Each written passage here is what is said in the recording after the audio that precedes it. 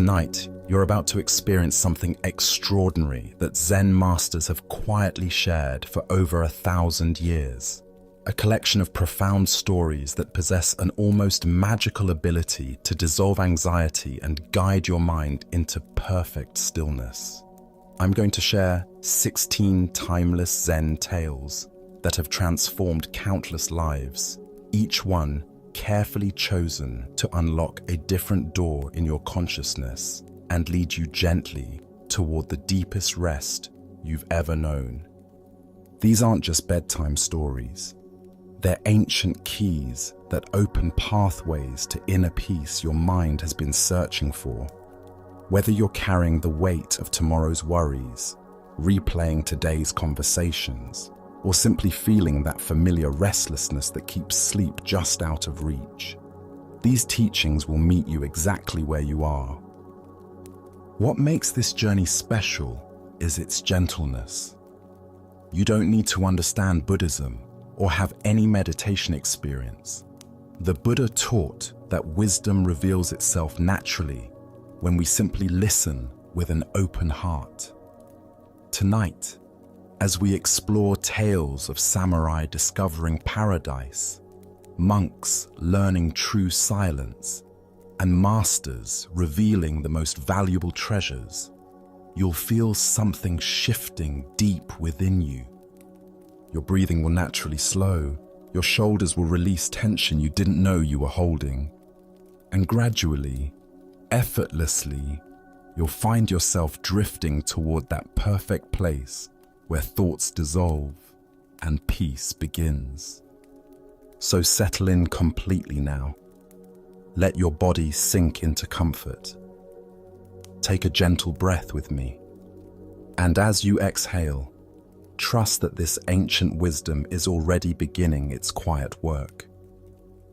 Our first story is about the thin boundary between heaven and hell within our own hearts. This is the tale of the soldier and the gates of paradise. In ancient Japan, when cherry blossoms painted the mountainsides pink and white, a fierce samurai warrior named Nobushiga made his way up a winding stone path to visit the renowned Zen master Hakuin. The monastery bells echoed softly through the valley as morning mist clung to the pine trees.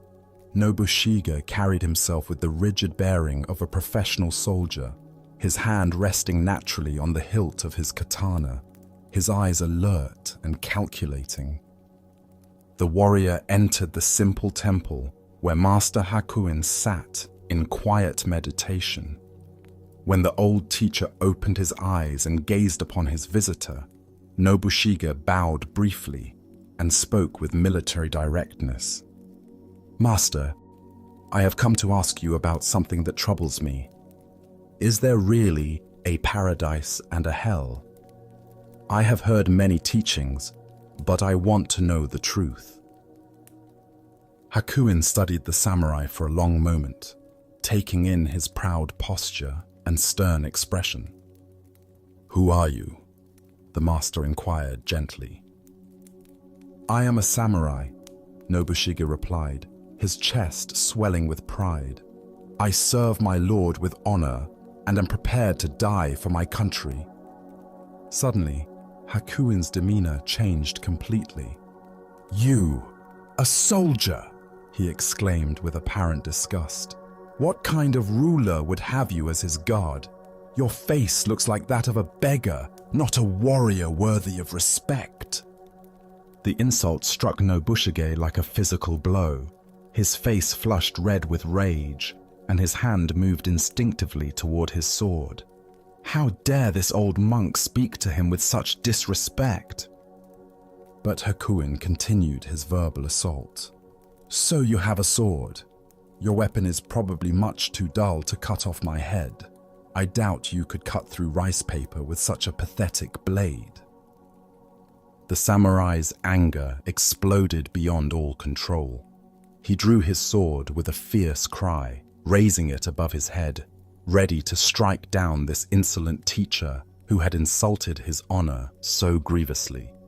At that precise moment, as fury consumed every fiber of Nobushiga's being, Hakuin spoke calmly. "Here open the gates of hell." The words struck through the warrior's rage like lightning through darkness. In an instant, Nobushiga saw clearly what had happened. He perceived the master's profound teaching method and understood that his own anger had indeed opened the gates of hell within his own heart. The realization was so powerful that he immediately sheathed his sword and bowed deeply before the teacher. "Here open the gates of paradise," said Hakuin with infinite gentleness. The Buddha taught, "Holding on to anger is like grasping a hot coal with the intent of throwing it at someone else. You are the one who gets burned." This ancient wisdom reveals the profound truth that Nobushiga discovered in that transformative moment, that heaven and hell are not distant destinations, but immediate experiences created by the state of our own consciousness. Why do we so readily open the gates of hell within ourselves? Zen Buddhism points to several aspects of human psychology that create this pattern. First is our attachment to self-image and the stories we tell ourselves about who we are. Nobushige identified so completely with being a respectable samurai that any challenge to this identity triggered explosive defensiveness. When someone threatens our carefully constructed sense of self, we instinctively reach for the sword of anger, righteous indignation, or wounded pride.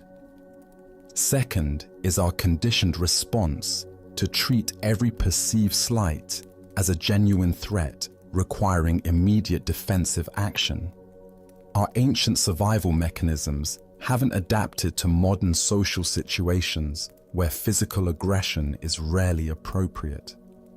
The same neurological pathways that once helped us escape predators now fire when someone cuts us off in traffic, criticizes our work, or fails to show us what we consider adequate respect. Third is our fundamental misunderstanding about the source of our emotional experience. We believe that others make us angry, when in reality, anger arises from our own interpretations and reactions. Hakuin didn't create Nobushiga's hell. He simply revealed the hell that the samurai carried within himself, ready to be triggered by the right circumstances. Zen master Thich Nhat Hanh taught, "When another person makes you suffer, it is because he suffers deeply within himself, and his suffering is spilling over. He does not need punishment. He needs help." This wisdom applies equally to our own angry reactions. When we find ourselves opening the gates of hell, it's often because some unhealed suffering within us has been touched. Consider the last time someone's words or actions triggered intense anger in you. Perhaps a colleague dismissed your ideas in a meeting, a family member criticized your choices, or a stranger was rude to you in public. In that moment, what gates opened within your consciousness? Did you feel the familiar rush of righteous fury, the desire to defend yourself or strike back? These are the gates of hell opening, not because the other person was necessarily wrong, but because your own inner peace was so fragile that it could be shattered by external circumstances. The Buddha said, "You will not be punished for your anger. You will be punished by your anger."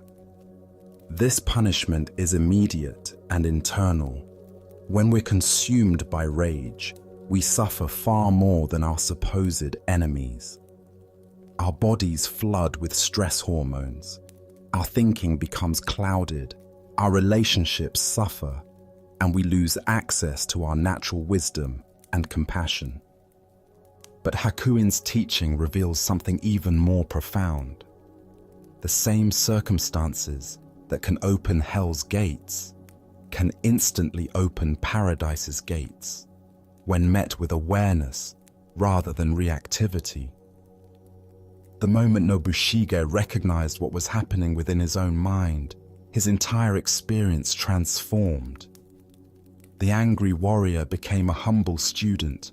The threatening situation became a profound teaching, and the gates of paradise swung open. This is the miracle of mindfulness, the capacity to observe our mental and emotional states as they arise without being completely identified with them. When we can see our anger clearly, we gain the power to choose our response rather than being enslaved by automatic reactions. In Zen practice, we cultivate what might be called emotional intelligence, not the suppression of feelings, but the development of a spacious awareness that can hold all experiences with equanimity. We learn to notice the early warning signs of hell's gates beginning to open, the tightening in the chest, the heat rising in the face, the rush of defensive thoughts. With practice, we can catch these patterns before they consume us completely. Tonight, as you reflect on your own triggers and reactive patterns, can you identify the circumstances that most reliably open hell's gates within your consciousness? Perhaps it's feeling unappreciated, being interrupted, having your competence questioned, or being treated with disrespect. These triggers are actually doorways to freedom when approached with awareness rather than automatic reaction. As the Buddha taught, better than 1,000 hollow words is one word that brings peace. In our daily interactions, we have countless opportunities to choose which gates we open, not just for ourselves, but for others. When we respond to aggression with patience, to criticism with curiosity, and to disrespect with dignity, we help create conditions where paradise's gates can open for everyone involved.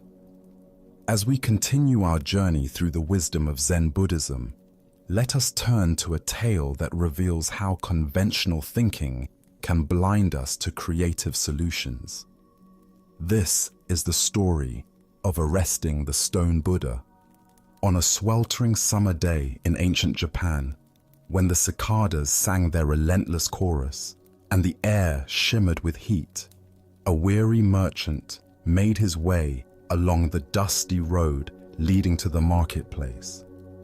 Across his broad shoulders, he carried 50 rolls of finest cotton goods, his entire inventory and the foundation of his family's livelihood.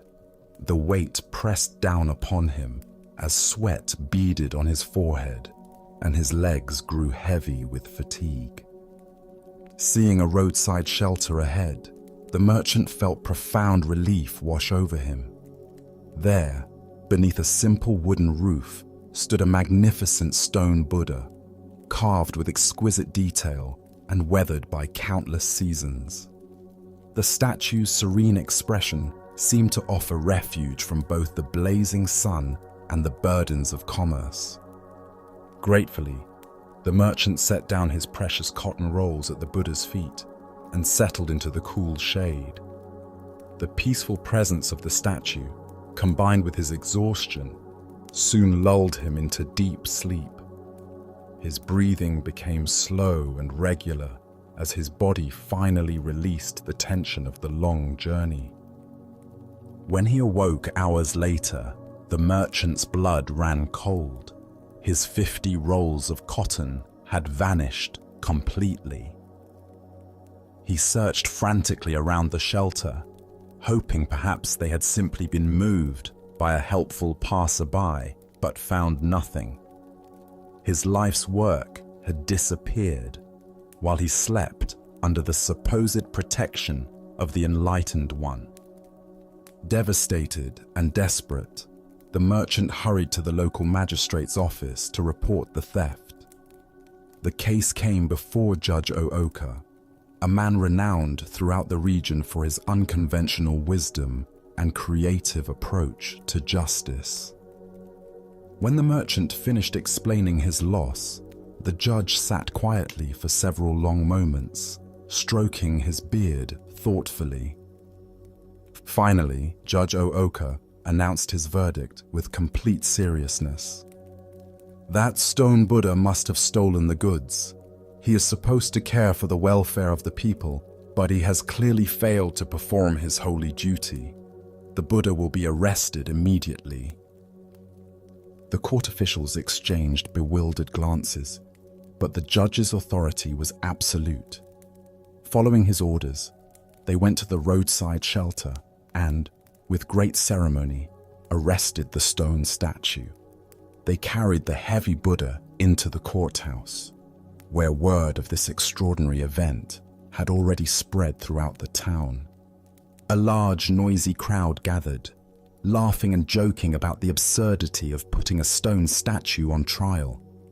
The people found great entertainment in this unprecedented legal proceeding, chattering excitedly among themselves as they waited to see what would happen next. When Judge Ooka entered the courtroom and took his place on the bench, his expression was stern and disapproving. He surveyed the boisterous crowd with obvious displeasure before speaking. "What right have you people to appear before this court laughing and joking in such a manner?" he demanded. "This is a serious legal proceeding, and your behavior shows complete contempt for the dignity of justice. You are all in contempt of court and subject to significant fines and imprisonment." The laughter died immediately.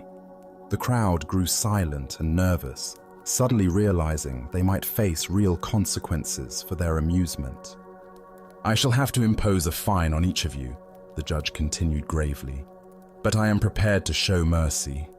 The fine will be remitted provided each person brings 1 roll of cotton goods to this court within 3 days.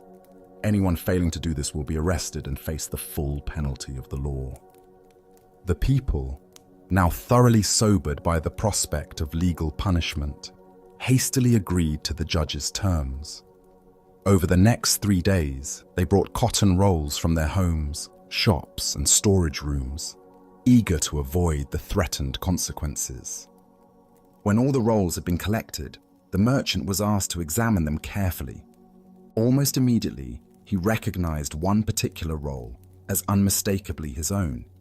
He knew its texture, weave, and distinctive markings intimately. Following this thread, the authorities quickly identified the thief, who had been forced to bring the stolen goods to court under the judge's clever scheme. The merchant recovered his property, the cotton rolls were returned to their rightful owners, and justice was served through the most unconventional of methods.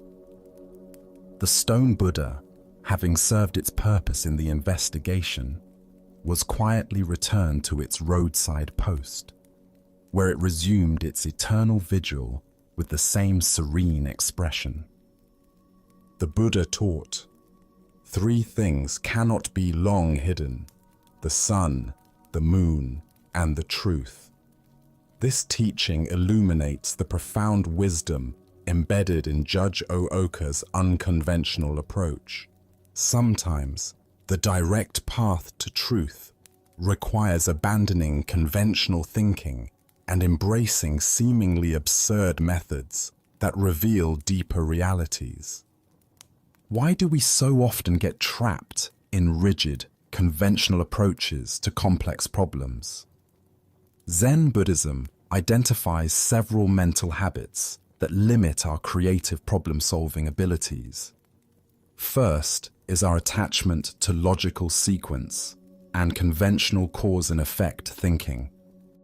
We expect problems to be solved through direct, linear approaches.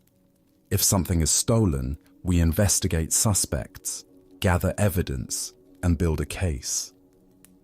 Judge Ooka's method appeared completely illogical, yet it worked more effectively than traditional investigation. Second is our fear of appearing foolish or unconventional. Most judges would never risk their reputation by arresting a stone statue, regardless of how effective such an approach might prove. Our concern with maintaining dignity and following established procedures often prevents us from discovering innovative solutions to persistent problems. Third is our tendency to overlook the power of indirect action.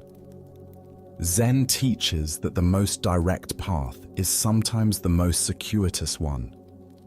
By creating an apparently absurd situation, Judge Ooka generated the exact conditions needed to solve the crime. The community's laughter and perceived superiority over the foolish legal system became the very mechanism that exposed the truth. Consider situations in your own life where conventional approaches have failed to resolve persistent challenges. Perhaps you've tried repeatedly to have a difficult conversation with a family member through direct confrontation, only to encounter resistance and defensiveness.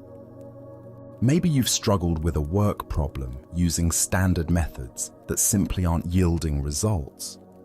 Or you might be stuck in a pattern of thinking about a personal issue that keeps leading to the same frustrating conclusions. Zen master Suzuki Roshi taught, "In the beginner's mind, there are many possibilities, but in the expert's mind, there are few." This beginner's mind allows us to see situations with fresh eyes, unencumbered by assumptions about how things should work. Judge Ooka approached the theft with beginner's mind, setting aside conventional judicial procedures to focus on the essential question: how can the truth be revealed? The Buddha said, "The mind is everything, what you think you become." When our minds are locked into rigid patterns of thinking, we become rigid in our responses to life's challenges. But when we cultivate mental flexibility and creative openness, we become capable of discovering unexpected solutions. The story also reveals something profound about the nature of community and shared responsibility. The townspeople initially felt superior to the legal process, laughing at what seemed like judicial foolishness, but their amusement was transformed into participation when they faced personal consequences. This mirrors how we often remain detached from problems until we recognize our own stake in finding solutions. Tonight, as you consider the challenges currently facing you, can you imagine approaching them with Judge Ooka's creative unconventionality? What would it look like to arrest the stone Buddha in your situation? To take an action that seems absurd on the surface, but might create conditions for truth to emerge?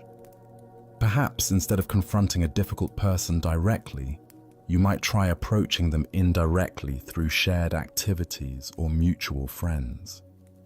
Maybe instead of forcing a decision, you might create circumstances that allow the right choice to become obvious. As the Buddha taught, if you want to know your past, look at your present. If you want to know your future, look at your present actions. Sometimes the most effective present action is the one that appears least logical, but creates the most authentic conditions for wisdom to manifest. Now, let us explore a story about the true nature of service and the hierarchy of values that guide our lives. This is the tale of the soldiers of humanity. During a time when military exercises filled the Japanese countryside with the sounds of marching feet and shouted commands, a division of the Imperial Army found itself conducting training maneuvers in the mountains near Zen Master Gassen's temple. The mock battle required several days to complete, and the commanding officers, seeking suitable accommodations for their headquarters, approached the simple mountain monastery where Gassen resided with his small community of monks. The temple, built of weathered wood and surrounded by ancient pine trees, offered an atmosphere of profound tranquility that stood in stark contrast to the martial energy of the soldiers. Morning mist often clung to the temple grounds, where the gentle sound of a bamboo fountain and the soft chanting of sutras created a sanctuary of peace. When the military officers arrived at the temple gates, they expected the deferential treatment typically accorded to representatives of the emperor's army. Throughout Japan, civilians routinely offered their finest accommodations, best food, and most respectful service to soldiers who sacrificed for the nation's protection. Master Gassan received the officers politely, but without any special ceremony. He simply informed them that they were welcome to stay at the temple during their exercises. However, when the first meal was served, the visiting officers were surprised and then increasingly irritated to discover they were being offered the same simple vegetarian fare that the monks ate daily: plain rice, pickled vegetables, thin soup, and weak tea. The military men had expected elaborate meals befitting their status and importance.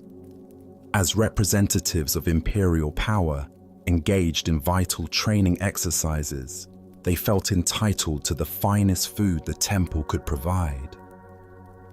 Their frustration grew throughout the day as they realized this would be their standard fare for the duration of their stay. Finally, one of the senior officers, his patience exhausted, approached Master Gassan directly. His uniform was pressed and decorated with insignia denoting rank and service. His bearing was rigid with military pride and barely controlled indignation. "Master," he said, attempting to maintain respectful tone while his anger was clearly visible, "I must speak with you about our treatment here. Who do you think we are? We are soldiers of the Imperial Army, sacrificing our lives for our country and our emperor. We risk everything in service to Japan. Why don't you treat us accordingly? Why do you offer us the same plain food you give to your monks?" The officer expected an immediate apology and correction of what he saw as a clear oversight or insult. Surely the old monk had simply failed to understand the importance of his guests and would quickly rectify the situation once properly informed. But Master Gassan's response was not what the officer anticipated. The Zen teacher looked directly into the soldier's eyes with unwavering calm and spoke with gentle but absolute conviction. "Who do you think we are? We are soldiers of humanity, aiming to save all sentient beings." The officer stood speechless, his prepared argument suddenly seeming insignificant in the face of this unexpected response. The master's words carried such quiet authority and profound purpose that the complaint about food seemed petty and self-centered by comparison. Gassan continued, his voice remaining soft but filled with unmistakable strength. "You fight for one nation, for one emperor, for temporary political arrangements that will pass away like morning dew. We fight for all beings, for the liberation of every form of consciousness from suffering. Your battlefield is limited by geography and time. Our battlefield is the human heart itself, and our mission extends across lifetimes." The officer found himself reconsidering not just the quality of temple meals, but the entire framework through which he understood service, sacrifice, and spiritual priorities. The Buddha taught, hatred does not cease by hatred, but only by love. This is the eternal rule. This teaching reveals the profound difference between conventional warfare and the spiritual battle that Master Gassan described. While military action often seeks to overcome enemies through superior force, the path of Dharma seeks to transform enemies into allies through the power of compassion and understanding. Why do we so readily assume that our particular form of service deserves special recognition and privilege? Buddhism points to several aspects of ego identification that create this pattern. First is our tendency to define ourselves through external roles and titles. rather than through our essential Buddha nature.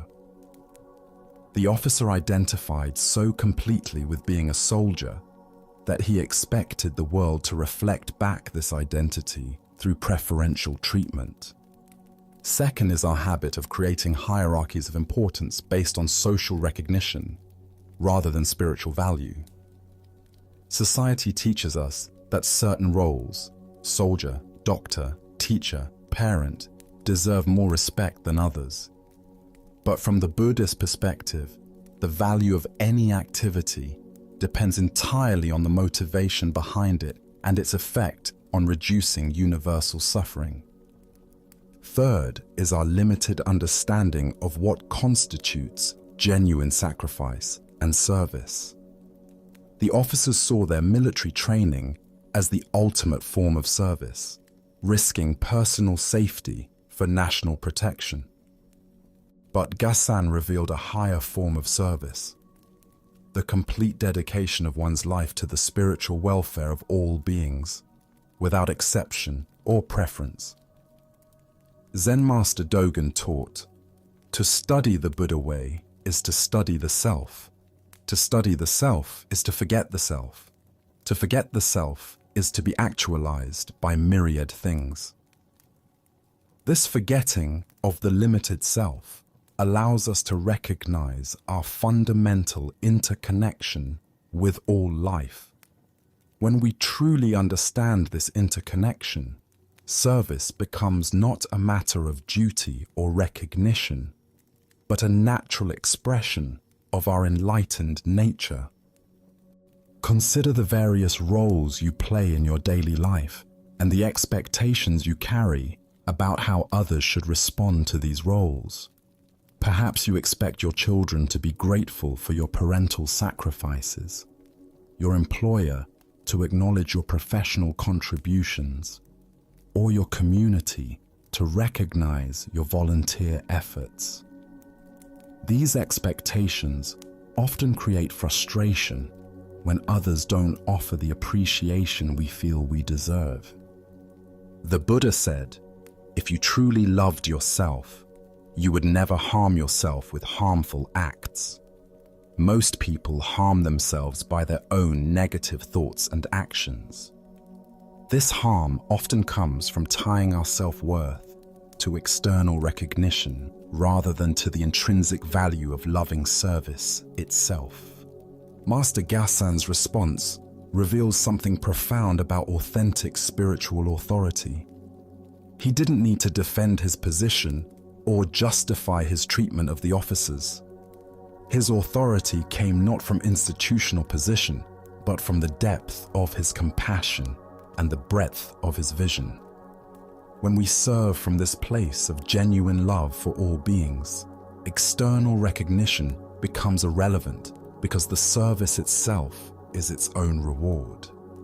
The story also illuminates different levels of consciousness regarding service and sacrifice. Military service operates from dualistic thinking, us versus them, our country versus their country, victory versus defeat.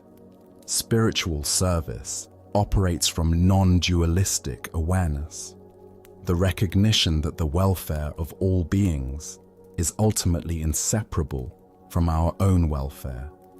This doesn't diminish the value of conventional forms of service, but rather places them in a larger context. A soldier who serves with genuine compassion for all beings, including supposed enemies, transforms military service into spiritual practice. A parent who raises children with awareness of their connection to all life serves not just their own family, but the entire human community. Tonight, as you reflect on your own forms of service and the recognition you seek for them, can you expand your vision to include Master Gassan's perspective? What would it mean to see yourself as a soldier of humanity, regardless of your official role or title? How might this shift change your expectations about appreciation and acknowledgement? As the Buddha taught, Thousands of candles can be lighted from a single candle, and the life of the candle will not be shortened. Happiness never decreases by being shared. When we serve from this understanding, we discover that true fulfillment comes not from being recognized as special, but from recognizing the specialness in everyone we encounter. Let us continue on our journey with a story that reveals the paradox of knowledge and the humility required for genuine understanding. This is the tale of Gudo and the Emperor. In the imperial palace of ancient Japan, where silk screens painted with cranes and cherry blossoms filtered the golden afternoon light, Emperor Goyose found himself drawn increasingly to the profound teachings of Zen Buddhism. Despite having access to the greatest scholars and philosophers in the land, the emperor felt a persistent longing for understanding that conventional learning could not satisfy. The emperor had heard of a remarkable Zen master named Gudo, whose reputation for wisdom and directness had spread throughout the realm. Unlike many teachers who spoke in elaborate metaphors or complex philosophical systems, Gudo was known for his ability to point directly to truth with startling simplicity and clarity. Arranging for private instruction, Emperor Goyose began studying with Master Gudo in a quiet chamber of the palace. The room was simple despite its royal setting: tatami mats, a low table, and cushions for meditation. Here, the most powerful man in Japan sat as a humble student before an elderly monk who owned nothing but his robes and begging bowl. During one of their sessions, the emperor raised a question that had been troubling him deeply. "Master Gudo," he said, "I have been studying the fundamental teachings of Zen, and I have learned that this very mind is Buddha. Is this understanding correct?" The emperor expected either confirmation of his comprehension or correction of his error. Instead, Gudo's response revealed the inadequacy of such simple categories. "Your Majesty," Gudo replied with gentle directness, "if I say yes, you will think that you understand without truly understanding. If I say no, I would be contradicting a fact which you may actually understand quite well." The emperor sat with this puzzling response, recognizing that his question had been more complex than he initially realized. There was something in Gudo's answer that pointed to a level of understanding beyond intellectual agreement or disagreement. On another occasion, the emperor posed what he considered an even more profound inquiry.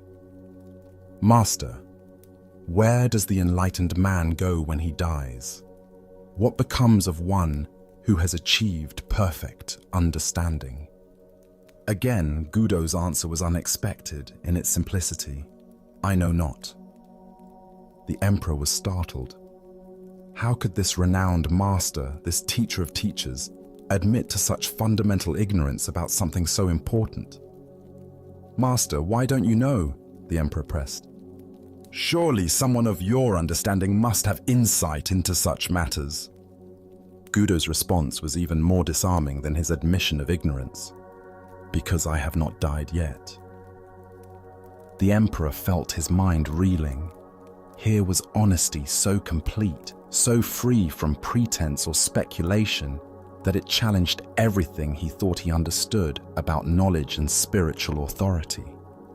The master's willingness to admit the limits of his direct experience was more profound than any elaborate theory about afterlife states. Emperor Goyose found himself hesitating to ask further questions.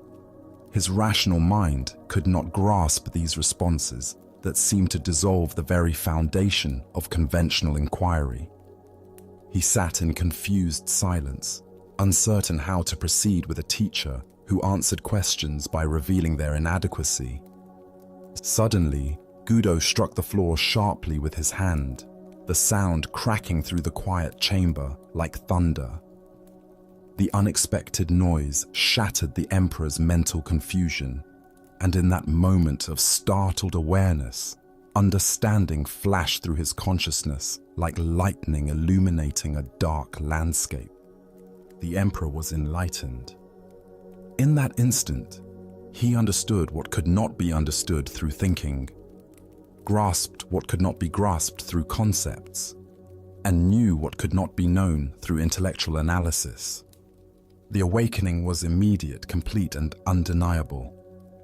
From that moment forward, Emperor Goyose's respect for Zen Buddhism and for Old Master Gudo deepened immeasurably. He had discovered through direct experience what no amount of study could have taught him: that ultimate reality is not something to be understood, but something to be realized through immediate awareness. Years passed, and Master Gudo grew very old.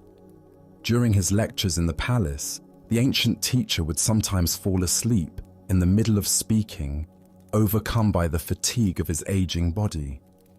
When this happened, the emperor would quietly retire to another room, ensuring that his beloved teacher could rest undisturbed, without embarrassment or concern for protocol. The Buddha taught, "Do not believe in anything simply because you have heard it. Do not believe in anything simply because it is spoken and rumored by many. But after observation and analysis, when you find that anything agrees with reason and is conducive to the good and benefit of one and all, then accept it and live up to it." This teaching reveals the profound difference between intellectual knowledge and direct realization that lies at the heart of Gudo's instruction. The emperor initially approached Zen study as he might approach any scholarly subject, seeking information that could be grasped, categorized, and stored in memory. But enlightenment is not information, it is transformation. Why do we so persistently confuse knowing about something with knowing something directly? Buddhism identifies several obstacles to genuine understanding. First is our attachment to conceptual thinking as the primary means of apprehending reality. We've been conditioned to believe that if we can think clearly about something, we understand it. But the deepest truths of existence cannot be captured in concepts, no matter how sophisticated our thinking becomes. Second is our desire for certainty and our discomfort with not knowing. The emperor wanted definitive answers about Buddha nature and enlightened death, because uncertainty feels threatening to the ego mind. But Gudo revealed that true wisdom often begins with genuine acknowledgement of the limits of conceptual knowledge. Third is our tendency to seek spiritual understanding through the same methods we use to acquire ordinary knowledge: accumulating information, building theories, and organizing concepts into systematic frameworks. But enlightenment is not the culmination of learning. It is the recognition of what has always been present, but obscured by the very effort to grasp it intellectually. Zen master Huangpo taught, "The foolish reject what they see, not what they think. The wise reject what they think, not what they see." This points to the fundamental shift that occurred when Gudo struck the floor. The emperor stopped trying to think his way to understanding and instead experienced direct awareness without the mediation of concepts. Consider your own relationship to uncertainty and not knowing. How comfortable are you with admitting, "I don't know," when asked about important matters? Our educational and professional systems often reward confident answers and penalize acknowledged ignorance, creating a culture where not knowing feels like failure rather than wisdom. The Buddha said, "It is better to travel well than to arrive." The journey of spiritual inquiry is more valuable than reaching definitive conclusions. because the journey itself transforms our relationship to knowing and not knowing. When we can rest comfortably in uncertainty, we become available to insights that lie beyond the reach of conceptual understanding. Gudo's teaching method reveals something profound about authentic spiritual authority. Rather than claiming special knowledge or offering impressive theories, he demonstrated the humility of genuine wisdom. His power as a teacher came not from what he knew, but from his complete honesty about what he didn't know. This honesty created space for the emperor's own direct realization to emerge. The story also illustrates the transformative power of immediate presence. When Gudo struck the floor, he wasn't providing information or explanation. He was creating a moment of shock that interrupted the emperor's conceptual processing and allowed direct awareness to manifest. This points to the inadequacy of purely verbal teaching and the importance of experiential methods in spiritual development. Tonight, as you contemplate the questions that most deeply concern you about meaning, purpose, love, death, or ultimate reality, can you rest in not knowing rather than grasping for premature answers?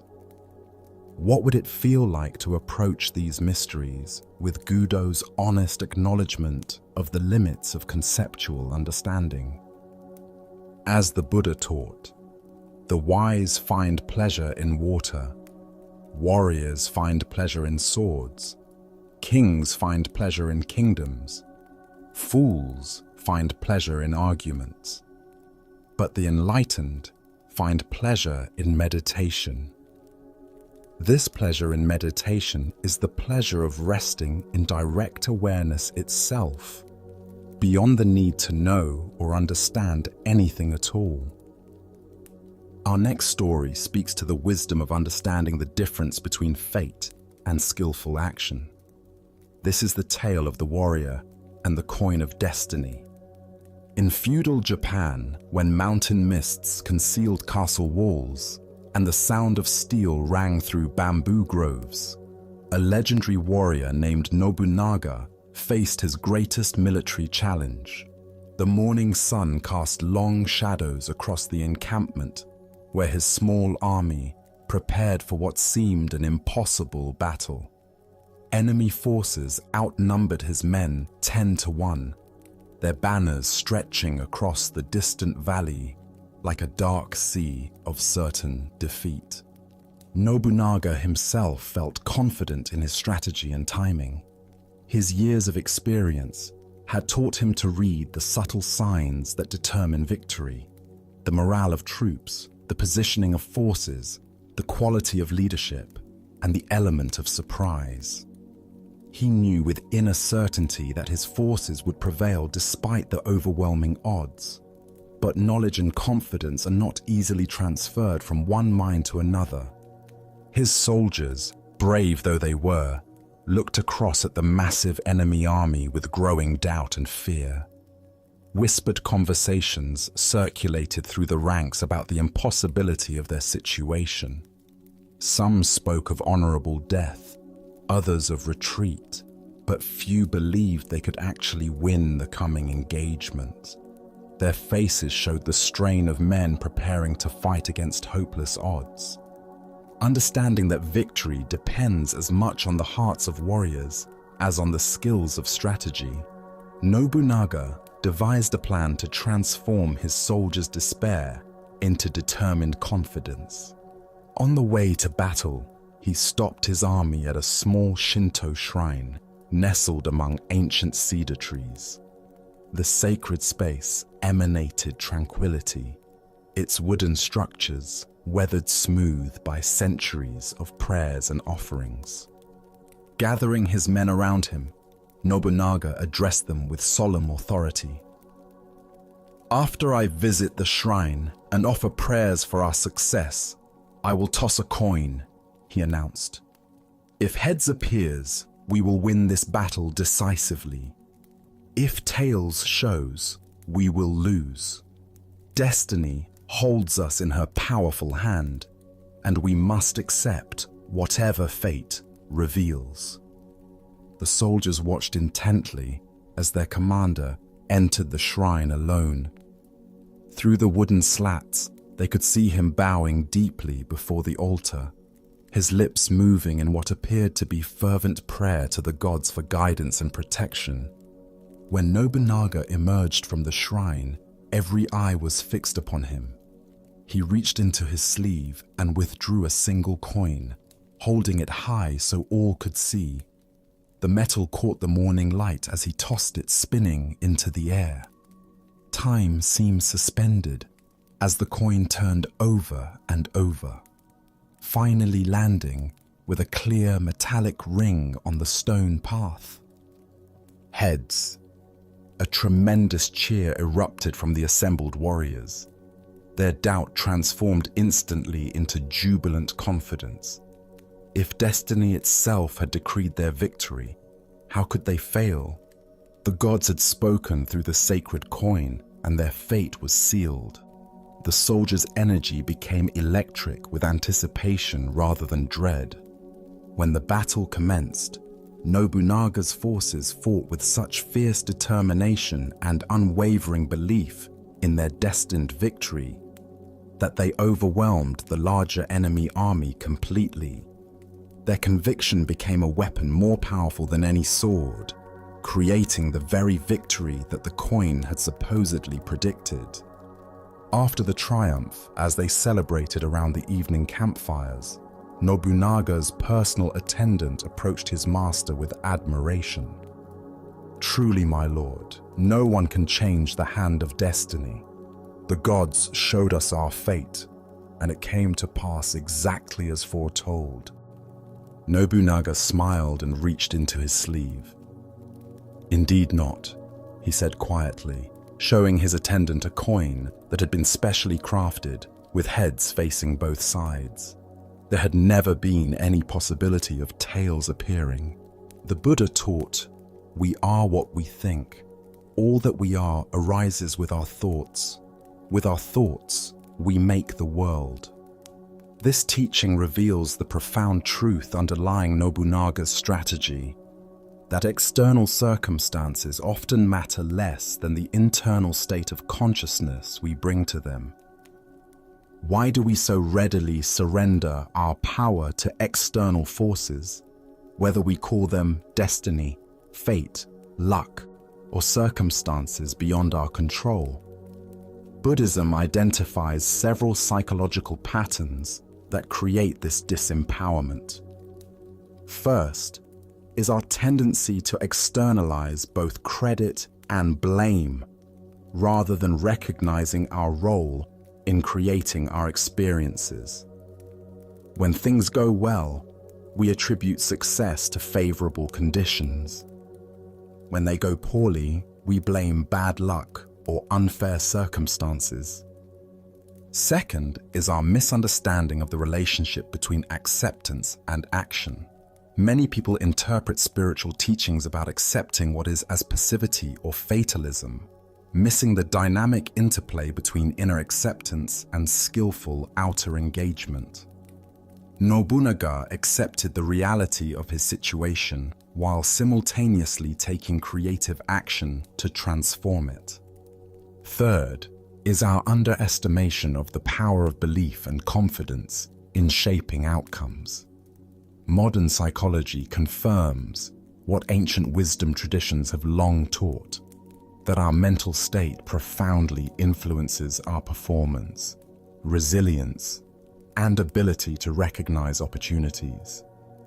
The soldier's transformation from doubt to confidence created the very conditions for victory. Zen Master Bankei taught, "If you want to know what you'll be in your next life, look at what you're doing now. If you want to know what you were in your past life, look at your present circumstances." This points to a more nuanced understanding of destiny, not as external fate imposed upon us, but as the natural result of our thoughts, intentions, and actions.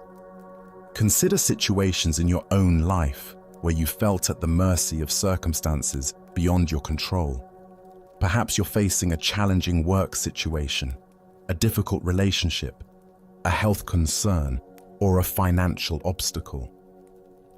How much of your sense of helplessness comes from focusing on external factors rather than recognizing your own creative power within the situation? The Buddha said, "It is our own mental attitude which makes the world for us. Our thoughts make things beautiful.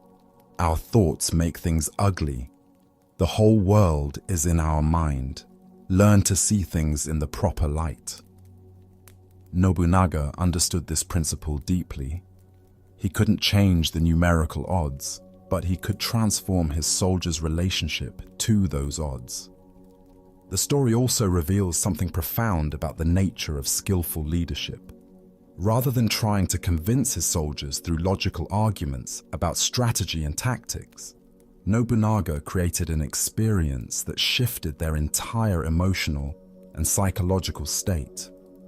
He understood that transformation often happens through engagement with symbols and stories, rather than through rational persuasion. This doesn't suggest that we should manipulate others or deceive ourselves about reality. Rather, it points to the importance of recognizing how much our interpretation of circumstances shapes our response to them. The facts of any situation are always embedded within a context of meaning, and we have far more influence over that context than we typically realize. In Zen practice, we cultivate what might be called creative acceptance, fully acknowledging what is while remaining actively engaged with what's possible. This balance prevents both passive resignation and anxious struggle.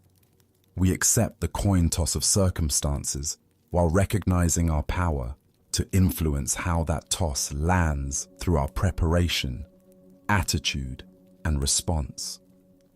The Buddha taught, "Health is the greatest gift, contentment the greatest wealth, faithfulness the best relationship."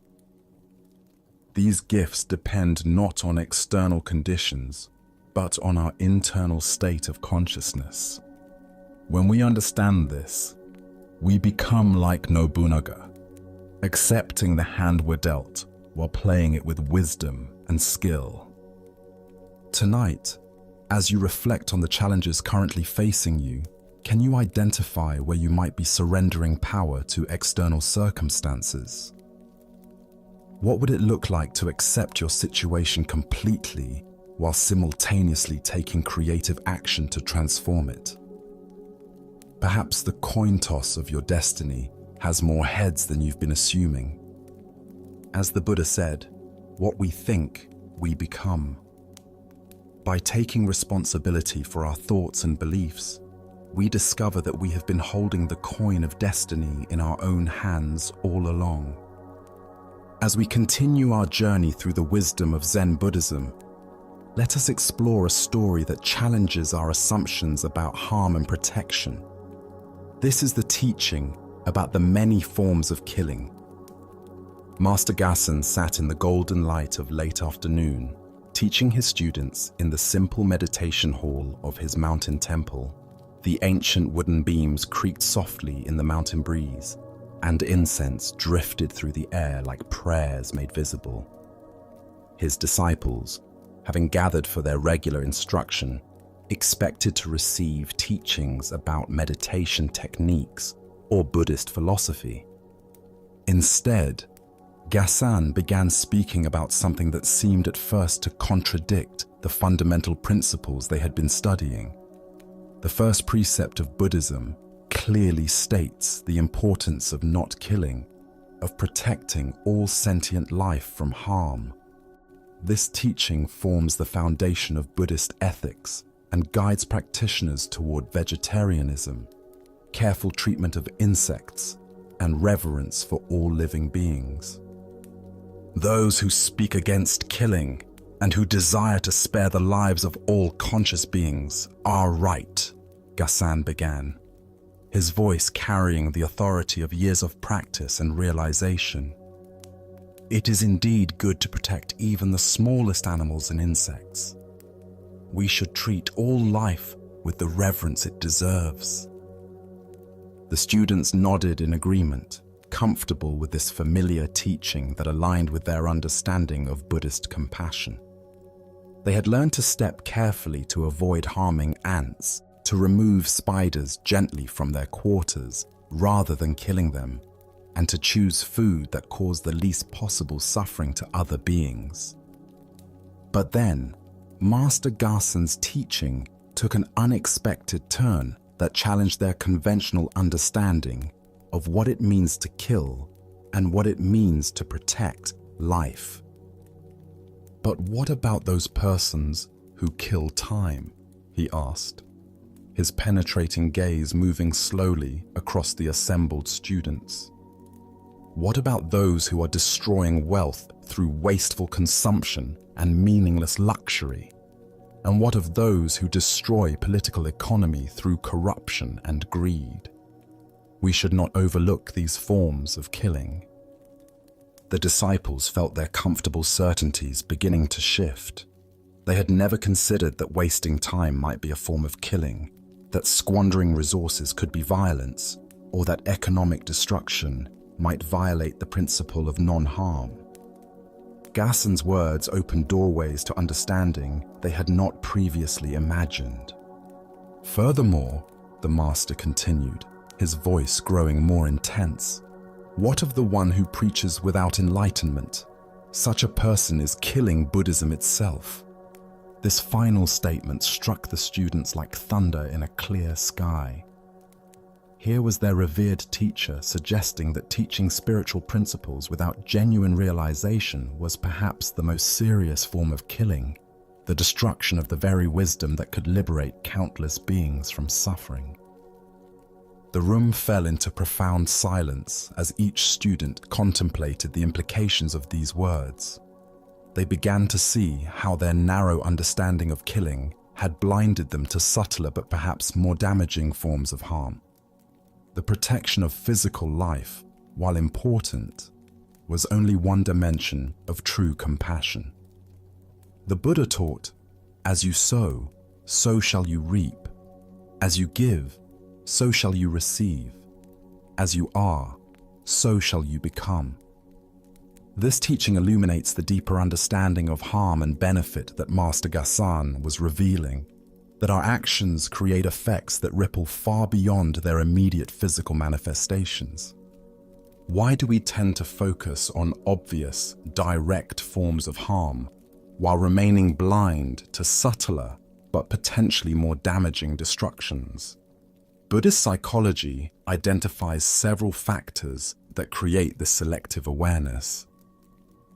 First is our attachment to literal, concrete thinking that recognizes only physical violence while missing psychological, spiritual, and systemic forms of damage.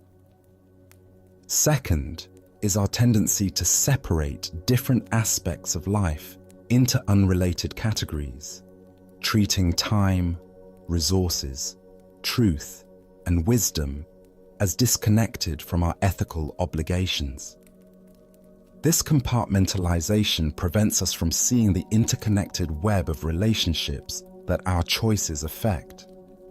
Third is our unconscious assumption that good intentions excuse harmful results. We may waste time thinking it affects only ourselves, squander resources, believing we've earned the right to excess, or share unexamined spiritual ideas, assuming that any discussion of Dharma is beneficial. Gasan's teaching about killing time reveals something profound about the nature of our most precious resource. Time is the fundamental currency of life itself, the raw material from which we create meaning, relationships, service, and awakening. When we kill time through mindless consumption, endless distraction, or purposeless activity, we're destroying irreplaceable opportunities for growth and contribution. Consider how much time you spend each day in activities that neither nourish your own development nor serve others meaningfully. The hours lost to mindless scrolling, obsessive worry, petty arguments, or empty entertainment represent a form of violence against your own potential and against the world that could benefit from your awakened presence. The Buddha said, "The trouble is, you think you have time. This illusion of infinite time available leads us to treat moments carelessly, as if they were renewable resources rather than unique, unrepeatable gifts. When we truly understand the preciousness of time, wasting it begins to feel as unconscionable as destroying any other form of life." Gassen's observation about destroying wealth points to our responsibility as stewards of material resources. In a world where billions lack basic necessities, the wasteful consumption of resources for temporary pleasure or status represents a form of violence against those who are deprived. Our individual choices about consumption create collective patterns that determine how Earth's abundance is distributed. This doesn't mean embracing poverty or denying ourselves reasonable comfort, but rather cultivating awareness of how our material choices affect the larger web of life. When we purchase things we don't need, waste food we don't eat, or maintain lifestyles that consume far more than necessary, we participate in systems that kill opportunities for others to thrive. The teaching about destroying political economy speaks to our interconnectedness in social and economic systems.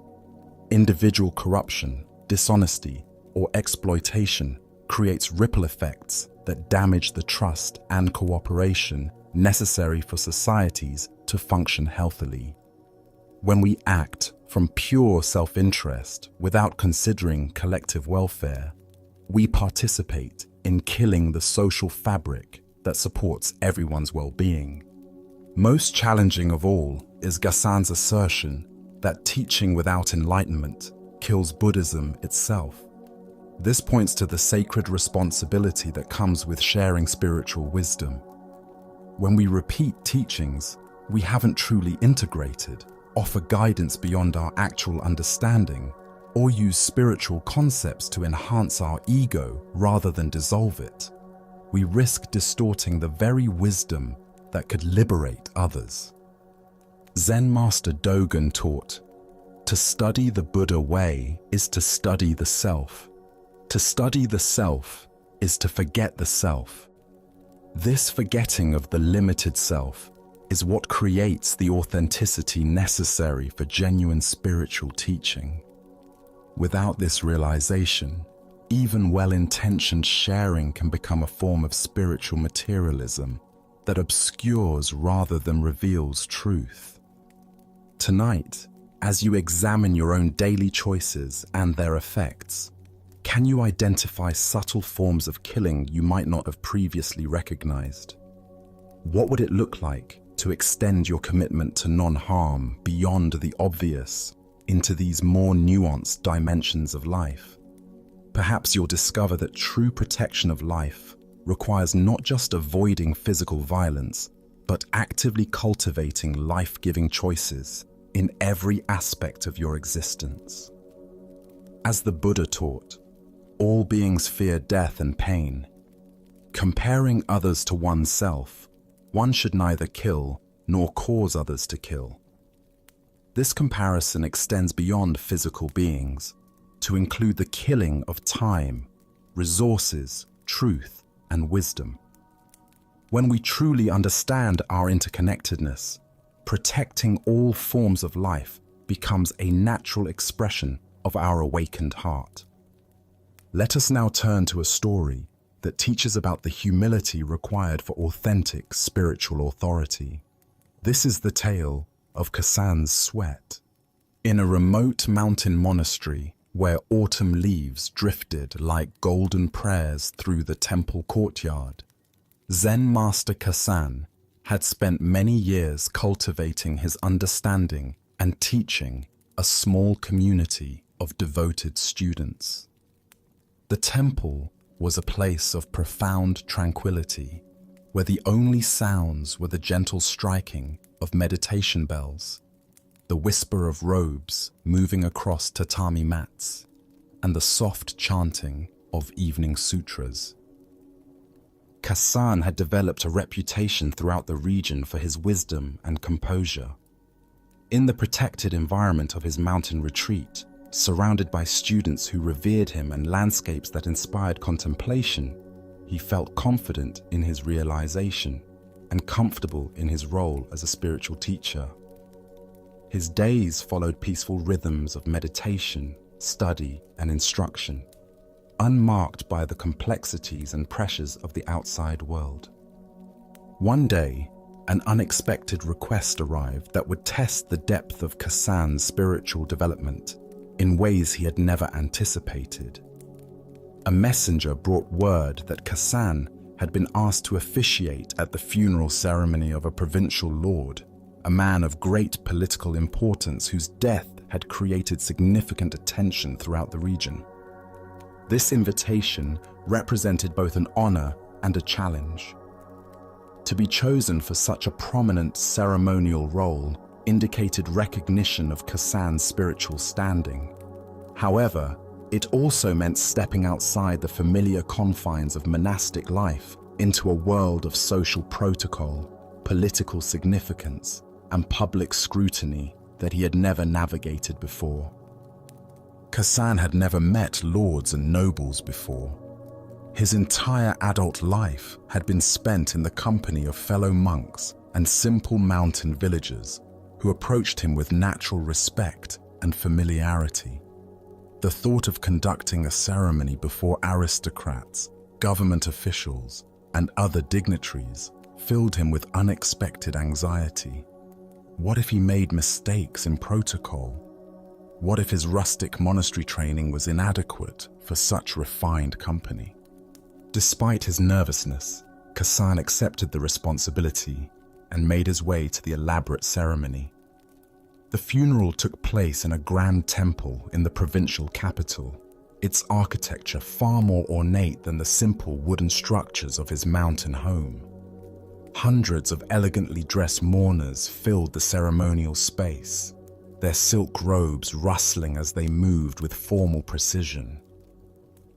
When the ceremony began, Kassan found himself overwhelmed by the unfamiliar social atmosphere. The weight of so many sophisticated eyes upon him, the pressure of performing perfectly in such an important context, and his lack of experience with aristocratic customs combined to create intense discomfort. Despite his years of meditation practice and his genuine understanding of Buddhist teachings, he began to sweat profusely.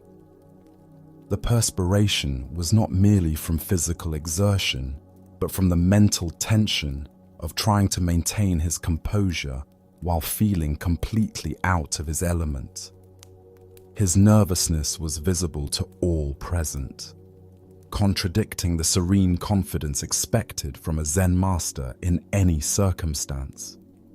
Somehow, Kassan managed to complete the ceremony without major errors, but he knew that his discomfort had been apparent to everyone present. The contrast between his usual composed presence in the monastery and his obvious anxiety in this foreign social environment revealed something important about the limitations of his spiritual development. After returning to his mountain temple, Kassan called his students together for an extraordinary announcement. Rather than pretending the funeral had gone well or making excuses for his performance, he spoke with radical honesty about what the experience had revealed. "I must confess to you," Kassan told his assembled pupils, "that I am not yet qualified to be your teacher. Today, I discovered that I lack the sameness of bearing in the world of fame and social complexity that I possess here in our secluded temple. My practice has been incomplete, developed only within comfortable and familiar circumstances." His students were shocked. They had never seen their teacher display such self-doubt or heard him question his own qualification to guide them. Many expected him to dismiss this single difficult experience as unimportant or to rationalize his nervousness as natural and acceptable. Instead, Kassan made a decision that demonstrated the depth of his commitment to authentic spiritual development.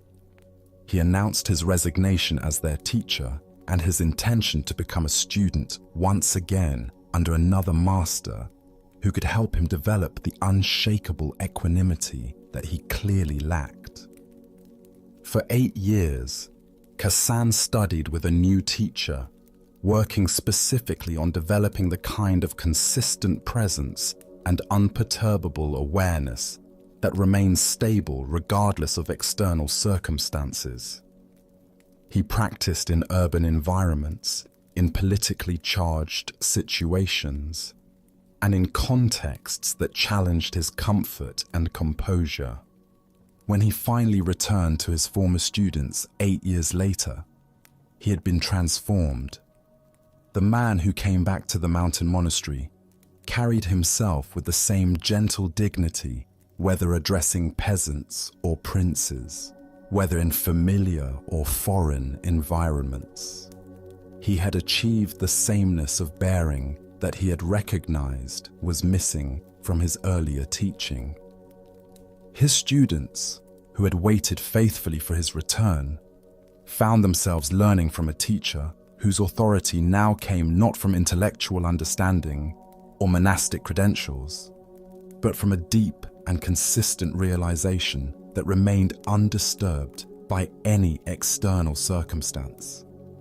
The Buddha taught, "Better it is to live one day seeing the rise and fall of things than to live 100 years without ever seeing the rise and fall of things." Kassan's willingness to see clearly the rise and fall of his own composure became the foundation for his genuine spiritual maturity. Why do we so often resist acknowledging the limitations of our understanding or abilities? Buddhist psychology identifies several ego patterns that create this resistance. First is our attachment to identity and reputation. Once we're seen as knowledgeable or competent in any area, admitting limitations feels like a threat to our carefully constructed self-image. Second is our confusion of humility with humiliation.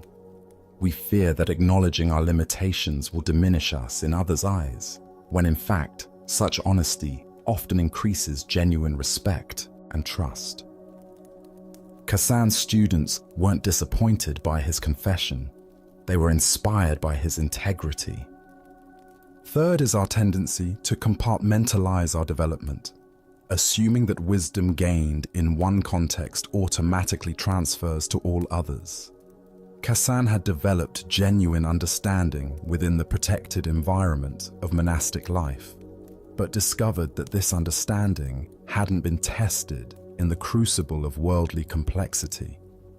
Zen master Suzuki Roshi taught, "In the beginner's mind, there are many possibilities, but in the expert's mind, there are few." Kassan's willingness to return to beginner's mind after years of teaching demonstrated the kind of spiritual maturity that values growth over image, truth over comfort. Consider areas of your own life where you've developed confidence and competence within familiar contexts. How do you respond when those same skills are tested in unfamiliar or challenging circumstances? Do you make excuses for subpar performance? Or do you use such experiences as invitations for deeper development? The Buddha said, "A fool thinks himself to be wise, but a wise man knows himself to be a fool." This paradox points to the relationship between genuine wisdom and ongoing humility. The more we truly understand, the more we recognize how much we don't yet understand. Kassan's sweat revealed something more than nervousness. It showed the difference between theoretical understanding and embodied realization. He could explain Buddhist teachings eloquently and guide meditation skillfully within familiar contexts, but his understanding hadn't yet become stable enough to remain undisturbed by social pressure and unfamiliar expectations. True spiritual authority comes not from never being challenged or uncomfortable, but from maintaining inner stability regardless of external circumstances. This stability isn't achieved through avoiding difficulties, but through repeatedly testing our understanding in increasingly challenging contexts until it becomes unshakable. Tonight, as you reflect on your own areas of knowledge and competence, can you identify situations that might reveal limitations you haven't yet recognized? What would it look like to approach such discoveries with Kassan's honesty and commitment to authentic development rather than defensive rationalization? As the Buddha taught, 3 things cannot be long hidden: the sun, the moon, and the truth. Kassan's sweat revealed the truth about his incomplete development, and his response to that revelation became the foundation for his eventual mastery. Sometimes our greatest failures become doorways to our deepest wisdom. Let us continue on our journey.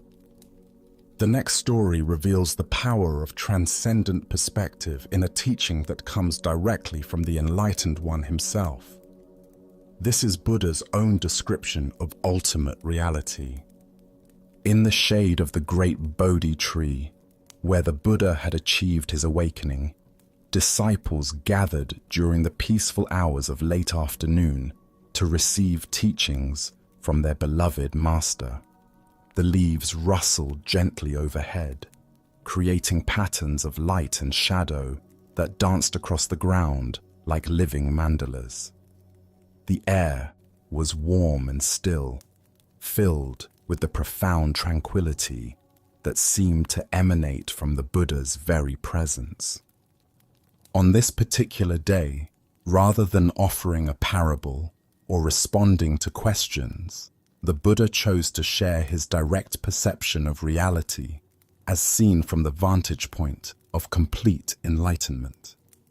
His words would reveal how radically different the awakened consciousness views the world compared to ordinary perception. Speaking with the gentle authority that came from perfect understanding, the Buddha began to describe his vision. I consider the positions of kings and rulers as that of dust motes.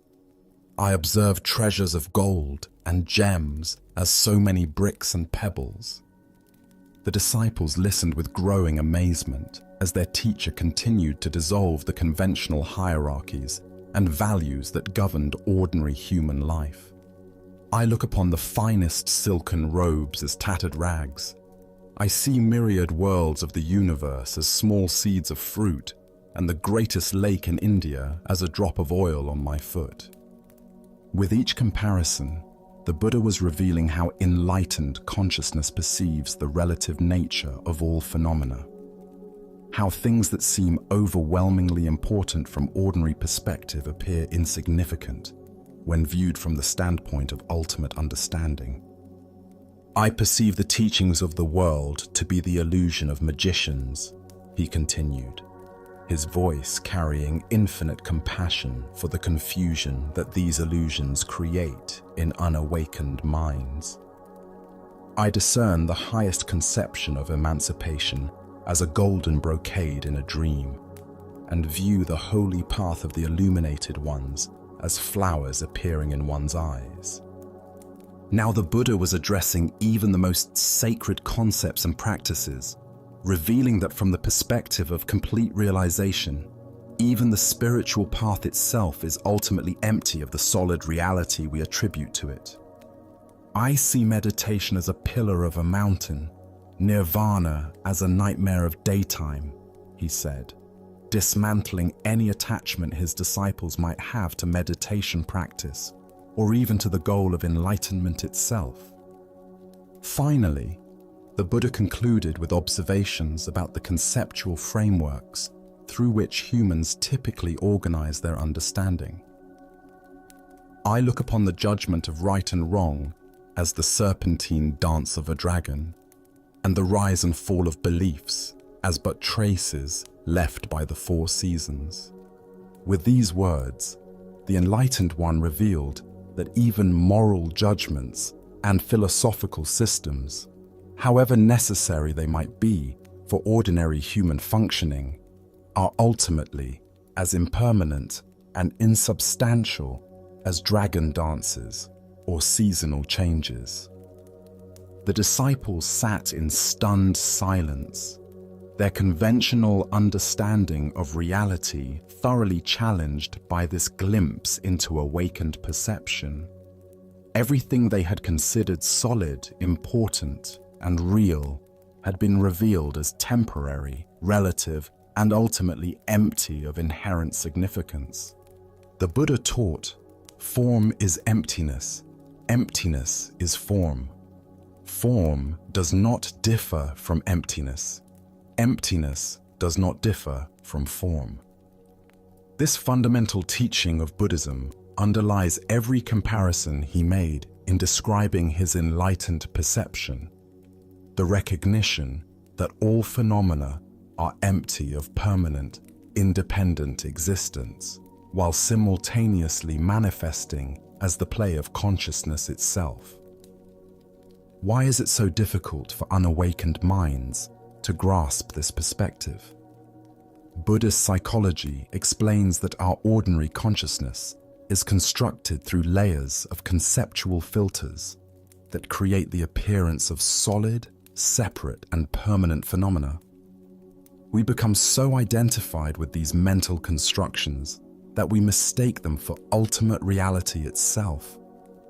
First is our tendency toward reification, treating abstract concepts, social constructions, and temporary appearances as if they possessed solid, unchanging essence.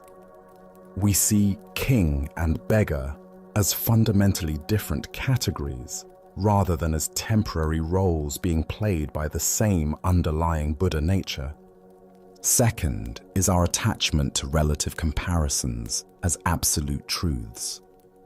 We believe that gold is inherently more valuable than pebbles, that palaces are inherently superior to simple dwellings, or that spiritual achievement makes someone inherently better than ordinary people.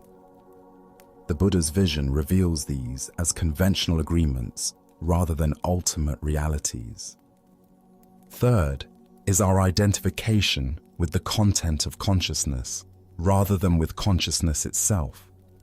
We become so absorbed in the constantly changing parade of thoughts, emotions, perceptions, and experiences that we lose contact with the unchanging awareness within which all these phenomena arise and pass away. Zen Master Nagarjuna taught, all phenomena are neither existent nor non-existent, but are like a magical display, a mirage, clouds in the sky, foam on water, a dream, or an echo. This points to the middle way between believing things are absolutely real and believing they don't exist at all, recognizing them as appearances within consciousness that have conventional but not ultimate reality. Consider how your own perspective might shift if you could see through Buddha's eyes, even briefly. The urgent email that feels so important, the social status you're trying to maintain, the political beliefs you defend so passionately, the spiritual achievements you're proud of. How might these appear from the vantage point of enlightened awareness? This doesn't mean becoming indifferent to life or nihilistic about human concerns. The Buddha continued to teach, heal, and guide others for 45 years after his awakening. But his actions arose from compassion rather than attachment, from wisdom rather than ignorance about the ultimate nature of reality. The Buddha said, In the sky, there is no distinction of east and west. People create distinctions out of their own minds and then believe them to be true. Our conventional world is full of such mentally created distinctions that we then treat as absolute reality: rich and poor, success and failure, spiritual and mundane, sacred and ordinary. Buddha's vision reveals that these distinctions, while useful for practical purposes, are ultimately as insubstantial as directions in infinite space. They exist within consciousness, but have no independent reality outside of the minds that create and maintain them.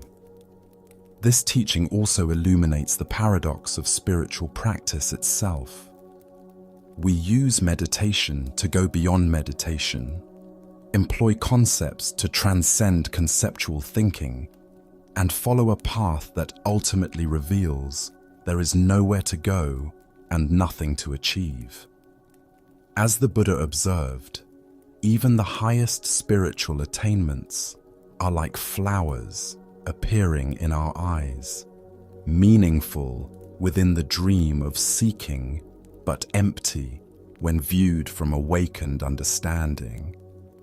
Yet this emptiness is not a void, but the fullness of pure potential from which all experiences arise.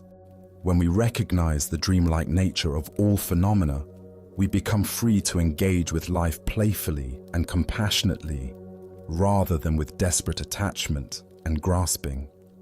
Tonight, as you observe the thoughts and experiences arising in your consciousness, can you experiment with viewing them through Buddha's eyes?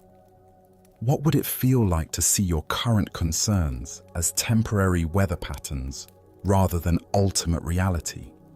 Perhaps you'll discover that this shift in perspective doesn't diminish your engagement with life, but rather frees you to participate more fully and joyfully in the cosmic dream. As the Buddha taught, all conditioned things are impermanent. Strive diligently.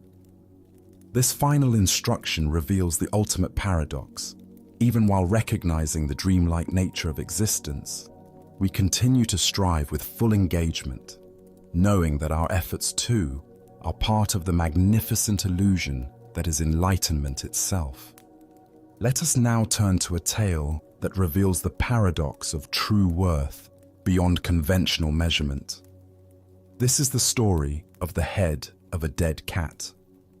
In the mountains of ancient China, where morning mist wrapped around temple peaks like silk scarves, and the sound of wooden bells echoed through pine forests, a young monk approached his teacher with a question that had been troubling him deeply. Master Sozan sat in quiet contemplation in his simple chamber, surrounded by the sparse furnishings that marked a life devoted entirely to spiritual understanding rather than material accumulation. The student had been observing the world beyond the monastery walls, with growing confusion about human values and priorities. He watched merchants haggling over silk and jade, officials competing for positions and titles, and even fellow monastics sometimes displaying attachment to precious texts or ceremonial objects. The entire human enterprise seemed organized around the pursuit and protection of things considered valuable, yet the student sensed something fundamentally misguided in these pursuits. Bowing respectfully before his master, the young monk posed his question with earnest sincerity. Master Sozan, what is the most valuable thing in the world? I see people devoting their entire lives to acquiring wealth, power, knowledge, or spiritual merit. But I cannot understand what truly deserves our highest regard. The student expected to receive a teaching about Buddha nature, the preciousness of human life, the value of wisdom, or perhaps the importance of compassion. These seemed like the kinds of profound concepts that would be considered most valuable from a Buddhist perspective. Instead, Master Sozan's response was so unexpected and seemingly absurd that it stopped the student's thinking mind completely, the head of a dead cat. The young monk stared at his teacher in bewilderment. Of all the possible answers to such a serious philosophical question, this seemed the most ridiculous. A dead cat's head appeared to be not just worthless, but actively repulsive. Something to be quickly buried or burned rather than treasured. "Master," the student said carefully, wondering if he had somehow misunderstood. "Why is the head of a dead cat the most valuable thing in the world? How can something so apparently worthless be considered more precious than gold, gems, wisdom, or enlightenment itself?" Sozan's explanation was even more puzzling than his initial answer, because no one can name its price. With these simple words, the master had revealed something profound about the nature of value that completely transcended conventional economic thinking. The student sat in contemplative silence, slowly beginning to grasp the depth of this teaching that had initially seemed so absurd. The Buddha once declared, "Health is the greatest wealth, peace of mind the greatest happiness."